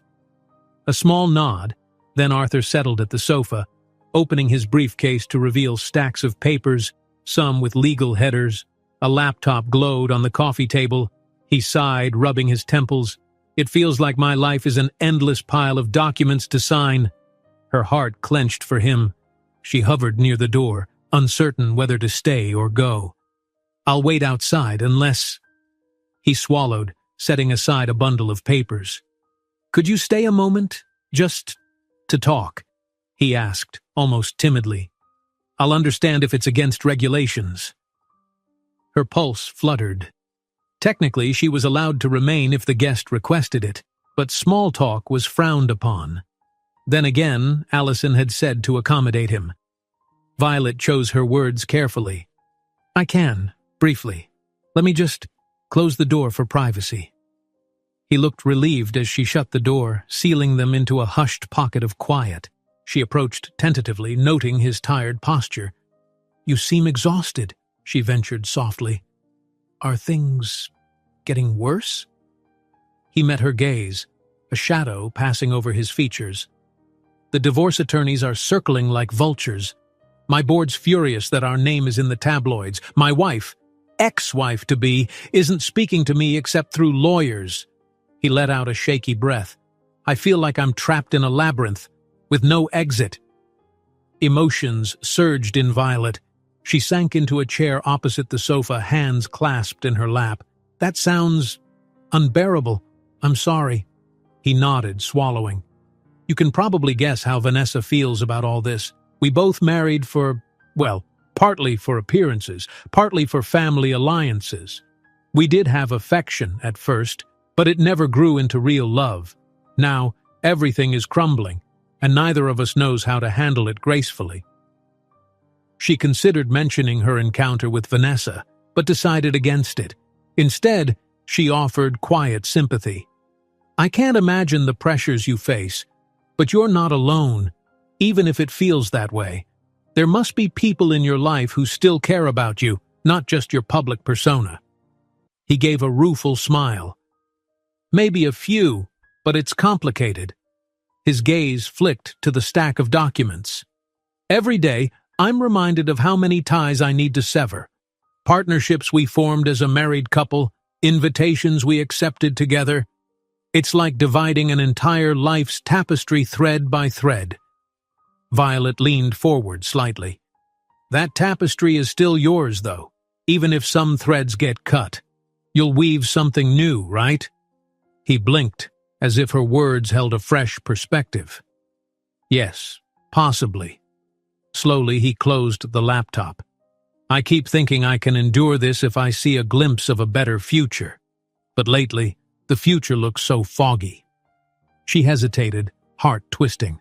Without fully thinking it through, she placed a hand gently on his forearm, where he rested it on the sofa. "I've been lost before," she admitted in a low voice. "I know what it's like when tomorrow feels like a question mark. But if there's one thing I've learned, it's that hope can exist even in the darkest corners, if you search for it, or if someone offers it." His eyes lifted to her face, and for a moment, the soft intensity in them stole her breath. "You're offering me hope?" She felt her cheeks warm. I suppose I am." "In whatever small way I can," she stammered. "I mean, I'm no one important. I'm not wealthy or powerful. But I do understand pain, and I don't want you to drown in it." Silence enveloped them, thick with unsaid things. At last, Arthur's lips curved in a trembling smile. "Thank you," he breathed. "You might not realize how much that means." Warmth pooled in Violet's chest, conflicting with the caution bells ringing in her head. She removed her hand, clearing her throat. "I should stand by outside. Let you work, but please call if you need anything." He nodded. "I will." She rose, heart hammering as she retreated. At the door, she paused. Glancing back, she caught a final look of gratitude on Arthur's face. Then she left, the click of the latch echoing in the quiet corridor. Time stretched on as she waited, occasionally stepping in to replace an empty water pitcher or clear away used cups. Each time, the tension in the lounge seemed to lighten a fraction. Arthur pored over his documents with more focus, the burden eased, if only slightly, by the knowledge that someone cared. At one point, a courier from the ship's communications center delivered a sealed envelope for Arthur. Violet accepted it at the door and brought it inside. He opened it, scanned the contents, and let out a sigh. "More legal forms," he muttered. "It never ends." She offered a polite nod, then withdrew. Evening fell, painting the corridor windows with swaths of orange and pink. Eventually, Arthur emerged, closing the door behind him. He held the envelope and a neat stack of papers. In the hallway's low light, his features appeared calmer than before, if weary. "I'm finished for tonight," he said softly. "Violet, thank you again for preparing the lounge, for being someone I could talk to." She dipped her head. "Any time, Mr. Lane." Her voice caught, though, at the memory of Manny's caution and Vanessa's warning. She forced a smile. "Have a good evening." He hesitated, as if there was more he wanted to say. But then, footsteps echoed from the far end of the corridor. Allison, arriving to finalize any business for Arthur. He nodded at Violet and stepped away, his calm mask slipping back into place. Allison gave Violet a cursory glance before ushering Arthur away, murmuring about scheduling a conference call. Watching him disappear, Violet felt the edges of hope and dread tug at her heart once more. He'd found solace in her presence. But how long could this fragile connection last without ripping open her life, or his, in ways neither could control? If Vanessa was right, that meltdown loomed on the horizon. And though Violet's instincts told her to preserve her own safety, another, stronger instinct urged her not to abandon someone who needed compassion. Maybe Manny was right too. It rarely ended well. But deep down, she couldn't shake the thought that perhaps, with enough empathy and careful steps, they might reach the other side of the storm intact. She swallowed hard, letting the echoes of their conversation linger. The lounge door now stood empty behind her. In the distance, the sea's hush mingled with the ship's steady hum. Violet closed her eyes, inhaling the faint tang of salt in the air, and silently vowed not to lose herself, even as she offered him the small light she carried in her heart. The following day started in a blur of routine. Violet rose at the crack of dawn to strip linens from vacant cabins, pushing her cart past yawning co-workers in the corridors. She tried to stay focused on small tasks, neat corners, tidy folds, a steady rhythm of housekeeping that should have lulled her into calm. Yet her thoughts kept wandering back to Arthur. He had seemed marginally better by the end of their last conversation, but she worried about how quickly circumstances could change. Mid-morning arrived with a jolt of adrenaline. Stella's voice crackled through Violet's earpiece. "All housekeeping staff gather in the staff lounge on Deck A immediately. Urgent briefing." Violet exchanged looks with Manny, who had been helping her replenish towels. Together, they abandoned their carts in a service alcove and hurried to Deck A, where the entire housekeeping team was forming a tense semicircle around Stella. The older supervisor folded her arms, grim lines carved into her face. "All right, listen up. she said without preamble. "We've got a situation on board. This morning, a few media outlets published rumors about Mr. Lane's pending divorce and possible romantic entanglements." Her gaze flicked meaningfully around the room. "The rumor is that he's involved with someone in the crew." A collective ripple of surprise and confusion passed through the group. Some staff exchanged baffled whispers, others looked uneasy, as though bracing for trouble. Violet felt a spike of panic in her chest. Stella pressed on. "The cruise line's PR department is scrambling to keep it under control, but we're not sure how it leaked. There's talk of a passenger or staff member selling the story. Either way, upper management wants to ensure no gossip or misinformation spreads further. Anyone caught discussing this with outsiders risks immediate termination. Understood?" A murmur of assent went around, some staff appearing vaguely offended at the implication they would betray a passenger's privacy. Manny caught Violet's eye. Worry etched across his features. Stella continued gravely, "If you see any suspicious activity, press photographers sneaking around restricted areas, for example, report it immediately. Do your jobs and steer clear of rumors. That's all." She turned to go, then paused. "And if any of you have seen something that might be relevant to management, speak up privately." With that, she dismissed them. Slowly, the team dispersed in uneasy clusters, speculations swirling. Violet ducked out before anyone could corner her with questions, her heart throbbing. She felt targeted, even if no one had explicitly accused her. The fact that a rumor about Arthur and a crew member was now out in the open rattled her to the core. She found Manny by their housekeeping carts, his lips pressed into a grim line. "This is exactly what I feared," he said quietly, leaning in so their conversation wouldn't be overheard. "Someone's stirring up drama. Do you think they specifically mean you?" A hollow sensation filled her stomach. "I don't know," she whispered. "I prayed this wouldn't happen." She could almost hear Vanessa's voice echoing. "If anyone suspects you're close to Arthur, they'll spin it into a scandal." Now it seemed her worst premonition might be coming true. Manny hesitated. "What are you going to do? Tell Stella anything?" "No," Violet said, throat tight. "There's nothing to tell. Arthur and I aren't involved that way. But I'm sure if I mention that he's confided in me, it'll just fuel suspicions. I'll keep my distance from him. Maybe that's best for everyone." Manny patted her shoulder gently. "If that's what it takes to protect yourself." "Yeah. But be careful. Secrets have a way of coming out, one way or another."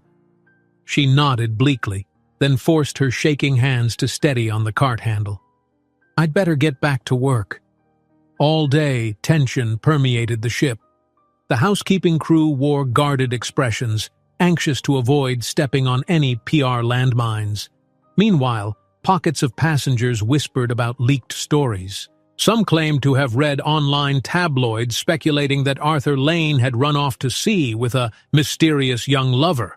Others said it was nonsense, insisting it had to be a publicity stunt.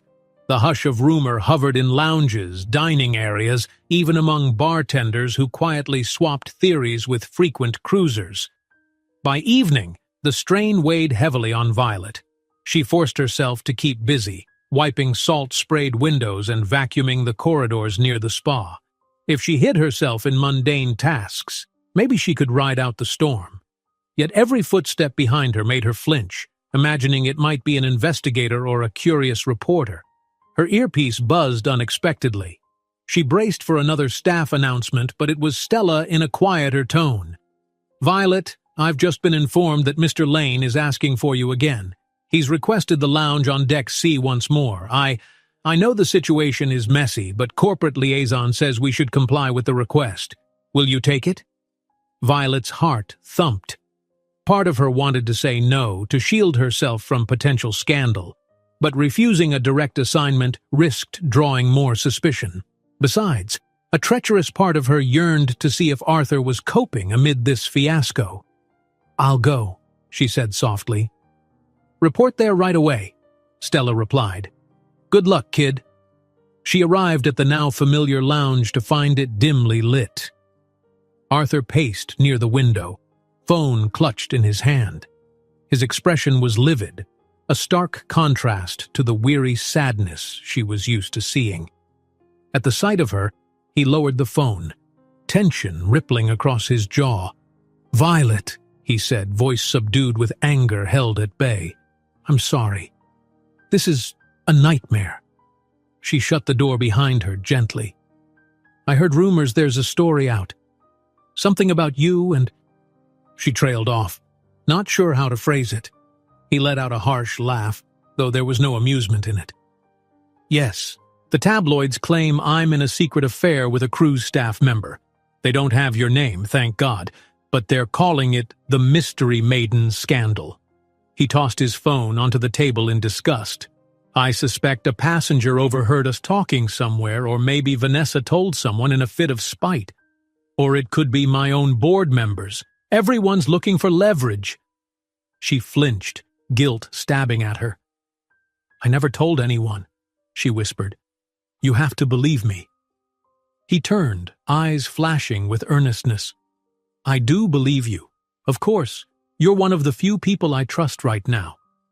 He ran a hand through his hair. "But trust alone doesn't stop the gossip from spreading. My phone hasn't stopped ringing. Lawyers, PR teams, my father's old associates. They want me to deny everything to present a stable front.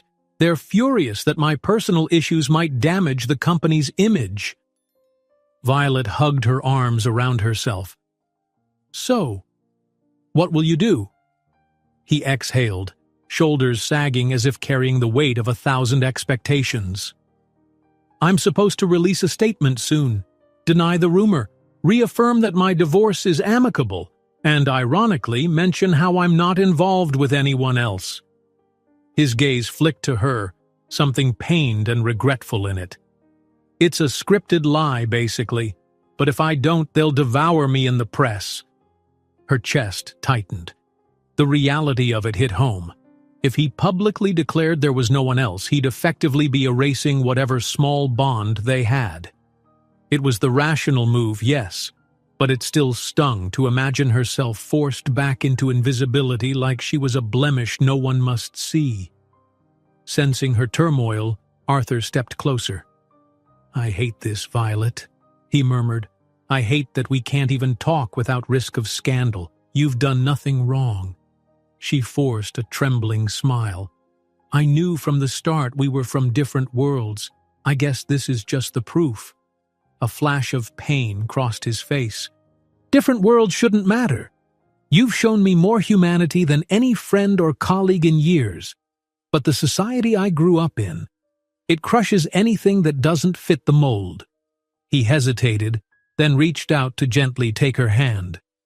"If you want me to keep my distance from now on, just say the word. I don't want you targeted by tabloids or forced to choose between your job and—" She shook her head, tears pricking her eyes. "It's not that simple. This job is everything I have. And my life off this ship? I barely have one, if I'm honest. But walking away from you feels wrong. I can't just pretend that we don't care about each other's well-being." His grip on her hand tightened slightly, a silent thank you. Outside the lounge, the corridor was quiet, but the entire ship felt charged with possibility that a single uninvited camera could materialize at any moment. Arthur spoke softly. "Maybe we should be pragmatic. At least until the cruise ends and the divorce fiasco settles. Then we can see if there's a safe way to remain in contact." Her heart fluttered between hope and sorrow. "Yes," she whispered, "that might be best, for both of us." Reluctantly, he let go of her hand, gaze lingering on her face as if memorizing every detail. "Meanwhile, I still have days on this voyage. I can't bear to avoid you entirely, but we'll be discreet. I promise." She nodded, blinking back tears. "Me too. I'll do my duty, but we'll keep it professional. No more cozy conversations in the lounge." A faint, sad smile touched his lips. "And yet here we are now, forging a plan to hide something that isn't even a crime. People fear what they don't understand, Violet said bitterly, and they love a scandal more than they love the truth. He turned away, fists clenching. I'll send my official statement soon, declaring myself free of romantic entanglements. The words tasted bitter. I guess that's how it has to be. She stood in silence, wishing there was a single clean solution that didn't force them apart or jeopardize everything he'd built, everything she'd worked for. But reality wouldn't bend to sentiment. Finally, Arthur reached for the doorknob. "Thank you for coming," he said in a low voice. "Be careful, Violet. If any press or meddling passengers approach you, deny everything. Don't reveal your name or your connection to me." She swallowed, nodding. "Understood. You take care too." He opened the door, glancing both ways down the corridor before slipping out into the hush. Left alone in the lounge, Violet trembled, hugging her arms around herself. The overhead lights seemed too bright, exposing every raw nerve inside her. She quickly smoothed the sofa cushions and tidied the few items Arthur had used, her mind racing with the heartbreak of it all. How offering a fragile bit of comfort could be twisted into front-page scandal. How money and expectations fenced him in, leaving no room for honest connection. And how her own uncertain future now dangled in the balance. Before stepping back into the corridor, she inhaled slowly, trying to steady her heart. This was the price of crossing paths with a man like Arthur Lane. In a perfect world, two lonely souls could have found solace without condemnation. But this was not a perfect world. It was a world that thrived on sensational headlines, on class boundaries reinforced by fear.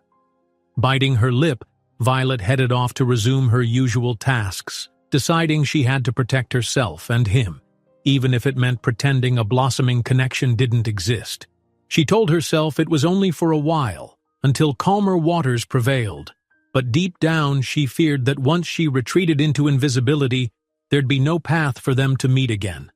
And so the hours passed, the ocean churned, and Violet continued her duties under the watchful hush of the ship. The rumor storm had made landfall, and there was little she could do but hold fast to her quiet corner, clinging to the faint hope that truth might one day triumph over speculation. A restless hush settled over the ship in the days that followed. Passengers continued enjoying the sunny decks, the lavish buffets, and nightly entertainment. But an undercurrent of tension simmered. Whispers about Arthur Lane's supposed secret affair bubbled up in corners and corridors, no matter how fervently the cruise line's PR team tried to extinguish them. Staff members were on high alert, especially housekeeping. Orders from management reiterated that gossip would not be tolerated. Violet kept her head down, working diligently through her shifts. She swapped out fresh towels in the spa, vacuumed the high-traffic passenger hallways, and meticulously arranged flower vases in the lobby. Anything to stay busy, to keep her mind from fixating on Arthur's plight. Yet no matter how she tried to bury it, a cloud of uncertainty hovered behind every mundane task. She had glimpsed Arthur from afar only once, since they'd resolved to keep their distance. He was walking alongside Allison from corporate liaison, speaking in hushed, urgent tones. He looked exhausted, as though he'd barely slept. When his gaze briefly snagged on Violet, he gave the faintest tilt of his head in greeting. She responded with a subtle nod, then ducked into a side corridor, her heart banging in her chest. That was all they allowed themselves now, a silent exchange across a gulf of rumor and fear. One afternoon, Stella pulled Violet aside. They stood in the housekeeping station, shelves lined with folded linens and cleaning supplies. The older supervisor seemed quietly strained, as though she were trying to find the right words. "How are you holding up?" Stella asked gently. "I know you've had special assignments for Mr. Lane, and with everything swirling around, it can't be easy." Violet glanced at the floor. "I'm coping," she managed, voice subdued. "No one's confronted me with direct accusations yet, but I feel the stares sometimes. Like people suspect something. Stella's brow creased. Listen, I don't need details. If you say there's nothing going on, then I believe you. But the higher-ups are on edge. They're paranoid about more leaks. If you want a short reassignment, maybe we can arrange for you to work a different deck for the rest of the trip. Keep your distance from Mr. Lane. A swirl of hope and despair twisted in Violet's stomach. A different deck might provide her some relief, a safer vantage point, but the thought of abruptly severing her unspoken bond with Arthur stung. It was the pragmatic choice, and ironically the same one he had made when he offered to keep away from her. She pressed her lips together. Yes, maybe that's best, she said at last, forcing her voice to stay steady. I'll take any deck you assign me. Stella offered a sympathetic half-smile. All right, I'll see what I can do. Hang in there. That evening, Manny found Violet in the staff cafeteria, nibbling distractedly on a lukewarm sandwich. Heard you're moving decks? He asked, dropping into the seat beside her. He'd just come off a shift in the kitchens, an apron slung over his shoulder. Violet nodded, picking at the crust of her bread. Stella's trying to finalize it. Means I won't be near the lounge if Arthur requests it. Manny exhaled, scanning the mostly empty cafeteria. Probably for the best, right? At least until we dock. That rumor could blow up any second. She nodded glumly. Yeah. Then she admitted in a smaller voice, but it hurts, Manny. I hate leaving him to shoulder all that stress alone. He wrapped an arm around her shoulders in a friendly gesture. I know. You've got a big heart, Violet. But sometimes you have to step back and let people handle their own storms. You can't be his lifeline at the cost of drowning yourself. She sighed, leaning her head briefly against his shoulder. Thank you, she whispered. I appreciate you looking out for me. He gave her a soft squeeze before pulling away. What are friends for? Now finish that sandwich. I know it's not gourmet, but you've got a long shift tomorrow. She mustered a tiny smile and forced herself to eat. Yet the meal tasted hollow, overshadowed by the nagging ache of unresolved emotions. The next morning, Stella confirmed Violet's reassignment to the starboard deck cabins, an area that primarily housed mid-level passengers. In theory, it meant less chance of crossing paths with Arthur or any gossip-hungry onlookers. Violet spent the day changing linens, vacuuming corridors, and replenishing soap dispensers, her mind dulled by repetitive tasks. She caught glimpses of the ocean through round porthole windows, longing to step outside for a breath of fresh sea breeze. But her schedule was too packed. Early in the afternoon, while sanitizing a row of doorknobs, she noticed a passenger lurking at the far end of the hallway, pointing a phone camera in her direction. Violet blinked, pausing in confusion. The figure, a middle-aged woman, snapped a photo, then quickly turned and scurried away. Alarmed, Violet hurried after her. "Excuse me, ma'am, can I help you?" she called. But the passenger disappeared around a bend. Heart pounding, Violet wondered if the woman had recognized her from the rumor or was simply curious about staff. Her mind raced with worst-case scenarios. She recalled Manny's words, "Secrets have a way of coming out." Her pulse still fluttering, she forced herself to return to her tasks. Maybe she was overreacting. Not every passenger brandishing a phone was a tabloid spy. Still, it set her on edge for the rest of the day. She checked over her shoulder constantly, ensuring no one else was snapping covert pictures. Late that night, exhausted from endless cleaning, she retreated to the staff bunk area, hoping to snatch a few hours of sleep. The corridor was dimly lit, crew members coming and going quietly, respectful of those resting. Violet reached her small bunk, a cot with a thin mattress and a curtain for privacy, and climbed in, letting the curtain fall closed. She was just drifting off when the ring of her personal phone, an old flip model she'd managed to keep, startled her. Rubbing her eyes, she flipped it open. The caller ID read, "Unknown." She rarely got calls from unknown numbers. Anxiety knotted her stomach. Was it a telemarketer or something more sinister? "Hello?" she answered softly, mindful not to disturb her bunk neighbors.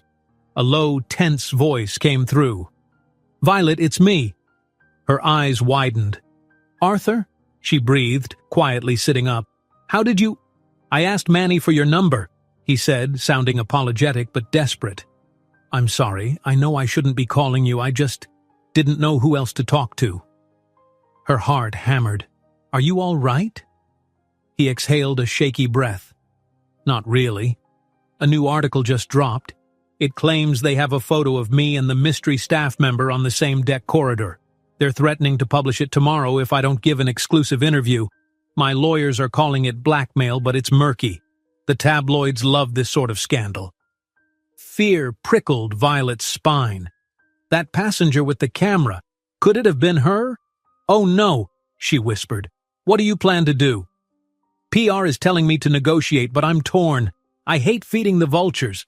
Part of me wants to do a public denial, show them no photo can prove anything. But I'm worried they'll drag a random staffer's name out as part of it." She pressed a hand to her forehead, mind spinning. "Maybe you should comply enough to keep them off your back, just until we dock, at least. You can set the record straight later. I can't risk being named in some smear piece. My job, my future." She swallowed, tears threatening. "I can't go through that." His voice gentled.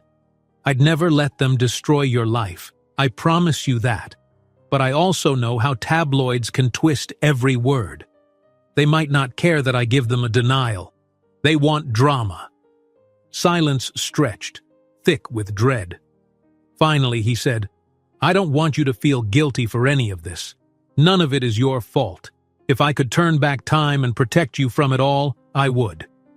She swallowed a lump in her throat. "We can't turn back time," she murmured. "All we can do is figure out how to go forward."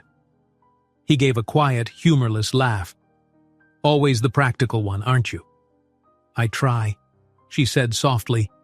Then, "Arthur, I'm sorry I can't be there in person to help." "You are helping," he replied, voice thick with emotion. "Just hearing a voice that cares is enough right now." The line went quiet for a beat, just the sound of their shared breathing bridging the distance. Finally, he said, "We'll be docking in 3 days. Maybe once we're off this ship, once we're both out of the public fishbowl, we can sit down and talk. Decide if there's a path that won't ruin your life or mine." She closed her eyes, the ache of longing and apprehension coiling tight in her chest. "I'd like that," she whispered. "Stay strong till then." "You too, Violet." He paused as though wrestling with deeper words. Then, with a soft goodbye, he ended the call. She lowered the phone, tears tracing silently down her cheeks. The bunk felt stifling, and the knowledge that some faceless journalist might be poised to blow up her life pressed on her like a stone. Yet in the midst of fear, a flicker of warmth glowed from Arthur's whispered vow to keep her safe. Would that vow hold weight against the unstoppable machinery of gossip columns and social media chatter? She wasn't sure. But for now, pressed against the lumpy mattress, she clung to the fact that she wasn't alone in this fight. Arthur was in it with her, however precarious their alliance might be. Eventually, exhaustion overtook her turmoil, and she slipped into a fitful sleep, phone cradled in her palm. In her dreams, the ocean roiled beneath a stormy sky, a ship tossing in the waves. She stood on the deck alongside Arthur, their hands clasped, searching the horizon for a break in the clouds. Morning arrived with a storm brewing just off the ship's starboard side. On the horizon, slate-gray clouds clung to the sky and gusts whipped the ocean into choppy swells. The captain's voice crackled over the intercom, reassuring passengers that while some turbulence was expected, there was no cause for alarm. Many guests gathered at windows watching the roiling sea with both excitement and trepidation. For Violet, the atmosphere felt unnervingly apt. The 3-day countdown to port was nearly up, and all the tension she and Arthur had navigated loomed like a tempest about to break. The tabloids continued to circle, though no new bombshell articles had dropped overnight. She carried a gnawing sense that something big was about to happen, like a taut rope ready to snap. She pushed her cleaning cart along an upper-deck corridor, needing to freshen suites that were vacated early by excursion-bound passengers. Despite her new assignment away from Arthur's typical haunts, there was no guarantee she'd be safe from prying eyes. Paranoia lingered at the back of her mind, reminding her how easily someone's camera phone could appear around any corner. Just as she finished tidying a suite, her phone, a battered old flip model, buzzed again. A surge of worry shot through her. "Arthur?" She quickly shut the door of the freshly made cabin and answered, keeping her voice down. "Hello?" An urgent rush of static. Then Manny's voice hissed on the other end. "Violet, I've been looking for you. Something's happening. Stella wants you at the housekeeping station immediately." Violet's pulse quickened. "What is it?" "I don't know all the details, but I heard Allison from corporate is on a warpath. Something about the tabloids obtaining new photos, and management is furious. They're calling an emergency meeting. Hurry." Her heart hammered. "I'll be right there." Ending the call, she abandoned her cart in the corridor and practically sprinted to the crew elevator, dreading whatever new crisis had erupted. In the housekeeping station, the tension was palpable. Stella, Manny, a few other staff members, and Allison stood in a circle. When Violet walked in, all eyes snapped toward her. Allison's expression was stony, her posture rigid. Stella offered Violet a sympathetic tilt of her head. Allison held up a printed page, a grainy photo. Violet recognized Arthur in it, angled so that half his face was visible, and behind him, a figure that could easily be identified as Violet. The image was slightly blurry, but the corridor's distinctive wallpaper matched the ship's interior. "Care to explain this, miss?" Allison asked icily, pausing as if she'd forgotten Violet's name on purpose. Violet's stomach twisted. "That's me," she managed, voice taut. "It looks like a hallway near the lounge, but I was just delivering supplies or cleaning. He's a passenger and we spoke, that's all." Allison's nostrils flared. "The tabloids claim otherwise. They say it's a rendezvous, that you've been sneaking around for secret trysts. This photo supposedly dates back to the day after the charity gala. They're threatening a full exposé unless Mr. Lane gives them an exclusive." Manny stepped forward. "This is ridiculous. Violet's done nothing but her job. Passengers and staff cross paths all the time." Allison cut him off with a raised hand. "The rumor alone is damaging enough. Our corporate stance is that there is no inappropriate relationship, and we expect staff to confirm that." Violet's ears rang. I have nothing else to say. I'm just a housekeeper." Allison's gaze flicked to Stella, then back to Violet. "Management is considering how to address the press. But for now, Miss Violet, I must ask you to remain in your cabin, off duty, until further notice. We can't risk you being approached by reporters on the ship. Do you understand?" A chill spread through her limbs. They were essentially placing her on house arrest until they decided her fate. "Yes, ma'am," she said hollowly, forcing herself not to cry. Allison nodded curtly. "Good. And rest assured, Mr. Lane is being given similar instructions. Our legal team is discussing immediate damage control." With that, Allison spun on her heel and left, papers clutched in her fist. Stella murmured an apology under her breath.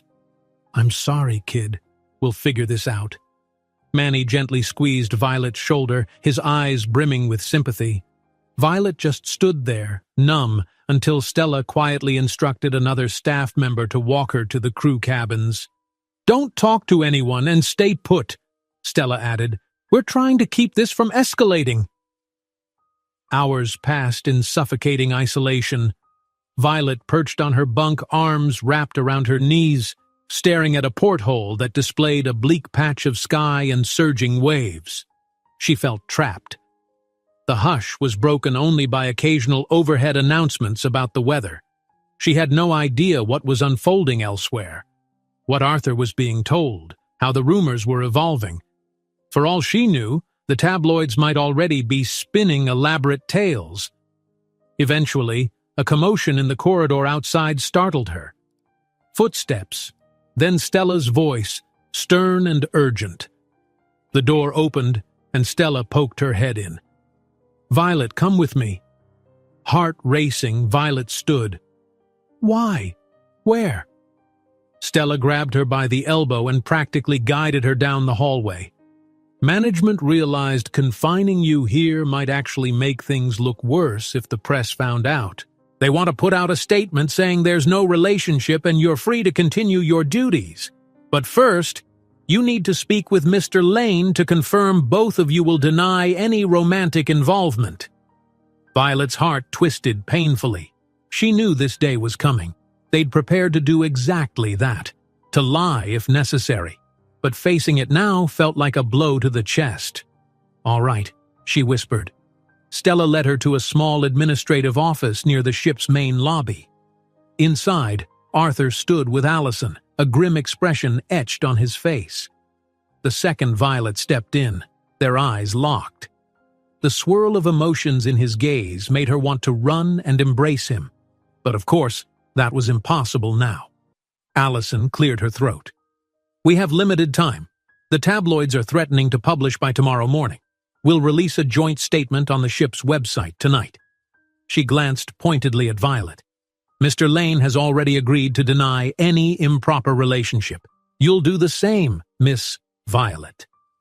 Violet forced a polite nod. "Yes, we have no romantic relationship," she said, swallowing a lump in her throat. "I'm just a housekeeper who assisted Mr. Lane with some extra requests." Allison's eyes narrowed, as if challenging them to show any sign of contradiction. "Fine. We'll also provide the ship's logs showing you were on duty in those areas at the time. It should back up your claim that this was professional. Is that clear?" Arthur took a step closer, voice taut. "We're clear." His gaze flicked to Violet, apology radiating from him. "We'll deny everything. Let them chase some other scandal." Allison seemed somewhat mollified. "Excellent." She pulled out a piece of paper. "Here is a draft statement. We want you both to read and confirm." She handed copies to each of them. Violet looked down at the bland text, which stated in corporate language that Mr. Lane's interactions with housekeeping staff were strictly business, that any rumors of a personal entanglement were false, and that both parties denied any impropriety. She felt sick, but forced her eyes to scan each sentence. This was the only way to protect them both. Arthur set his jaw, scribbling his signature at the bottom of the page. Violet followed suit, hand trembling as she wrote her name. The final betrayal of her own heart, sealed in black ink. Allison gave a curt nod. "Thank you. We'll forward this statement to legal. For the remainder of the voyage, you both should minimize any contact. Understood?" "Yes," Violet whispered, not trusting her voice to say more. Arthur merely inclined his head, eyes locked on the floor.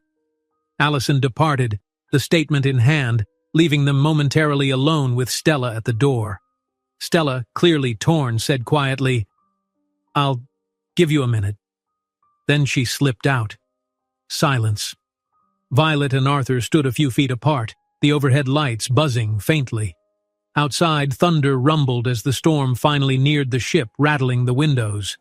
Arthur broke the hush first, voice hushed and hoarse. "I'm so sorry." She shook her head, tears burning at the backs of her eyes. "It's not your fault. It's just the world we live in." He took a half-step closer, as if wanting to hold her hand, but refrained.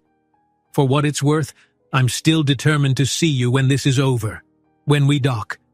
We can meet somewhere safe, away from cameras. Talk properly." Her tears spilled. "We said that," she replied shakily. "But now, will your lawyers allow it? Will your board keep you leashed, or will the tabloids follow you? Maybe this story will fade, but new ones will pop up if they see us together." He exhaled, expression etched with anguish. "I don't know, but I won't just abandon you. Even if it means lying low for a while, I promise we'll find a moment to reconnect." She pressed her lips together, wanting to believe him. Another peal of thunder rattled the office, as if punctuating the storm inside her heart. "I'll wait," she whispered finally. "I'll hold on to that hope." His eyes glistened, and for a split second, it seemed like he might reach for her. But the door creaked open, Stella poking her head back in. "We should go," she said softly. "I'm sorry, but we can't linger." Arthur took a shaky breath, then gave Violet one last, longing look. "Take care of yourself," he said, words raw with emotion. "I'll do everything in my power to protect you from more fallout." She managed a slight nod. "You too." Then, with Stella gently guiding her out, Violet stepped back into the corridor. Arthur remained behind, staring after her with regret carved into his features. The door clicked shut, sealing them apart. The final 2 days of the cruise passed in a blur. The official statement was posted, dismissing the rumors as baseless. Some tabloids responded by publishing the blurry photos anyway, but with no further evidence or comment, the story quickly lost traction. Passengers whispered, speculating whether the denial was genuine, but the majority eventually returned to their lavish dinners and poolside loungers. Violet continued her routine, cleaning cabins, replenishing supplies, always conscious that if she even stepped near Arthur's deck, it could trigger fresh scandal. She saw him once from afar, standing on a sun deck, gazing across the sea. He looked lonely, but she dared not approach, not with so many eyes watching. They exchanged a brief, sorrowful glance, then parted ways without a word. At last, the final day arrived, and the ship docked in port early that morning. Passengers bustled off, lugging suitcases or souvenirs. Violet, along with other housekeeping staff, worked feverishly to prepare the cabins for the next group who would board later that afternoon. The entire vessel thrummed with disembarkation energy, people swapping phone numbers, hugging new friends, collecting final bills. By midday, Arthur Lane had officially checked out of his suite. He departed swiftly, flanked by corporate staff. Violet didn't see him go. She was pinned down on another deck, helping with a minor flood in a laundry area. By the time she reached the main lobby, he was gone. A pang of loss struck her, even though they'd both known this was the likely scenario. But an hour later, as she gathered her belongings for her own short leave, the staff was given a few hours ashore before the next embarkation, a note arrived at the housekeeping station. Manny retrieved it and handed it to her with a questioning look. It was a plain envelope, unaddressed. Inside was a single piece of paper. "Violet, I kept my promise not to say goodbye without leaving you something. I'm returning home to finalize the divorce, but I haven't forgotten you or what we shared on this voyage. I hope we'll meet again in calmer waters.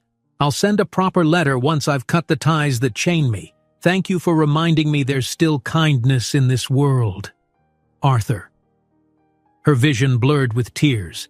She pressed the note to her chest, an odd mixture of heartbreak and hope coursing through her. So many doubts remained. What if the tabloids resurrected the story? What if his lawyers warned him never to contact her again? What if she got fired for any perceived wrongdoing? All those fears battered her mind. But the spark of possibility in his words flickered like a beacon. She slipped the note into her mother's worn cookbook, the one item she carried everywhere, a symbol of her own resilience. Stepping into the bright port-side sunlight, she inhaled deeply of the dock's briny air and joined the line of fellow crew members heading onto the pier for a brief respite on land. Life was uncertain, full of storms and shadows, but also glints of promise. She had weathered countless nights on the streets. She could endure a few more waves of rumor. And if someday the seas of scandal calmed and Arthur could truly be free, she might finally meet him again without fear or shame. As the bustling port spread before her, cafes, shops, throngs of travelers, Violet held her head high, letting the swirl of possibilities wash over her. In her pocket, Arthur's note rested like a secret vow. Perhaps they were two souls who had encountered each other by fate, only to be torn apart by the world's judgments. But in her heart, she carried a quiet defiance. Hope would not surrender. No matter how the tabloids spun their lies, No matter how powerful families and corporate boards sought to dictate lives, there was still a small, stubborn corner of the human spirit that refused to be silenced. And in that corner, Violet believed, their paths could one day cross again, on gentler shores, under calmer skies, ready to choose their own destiny. If you enjoyed this story, don't miss the next one. Just click on the screen.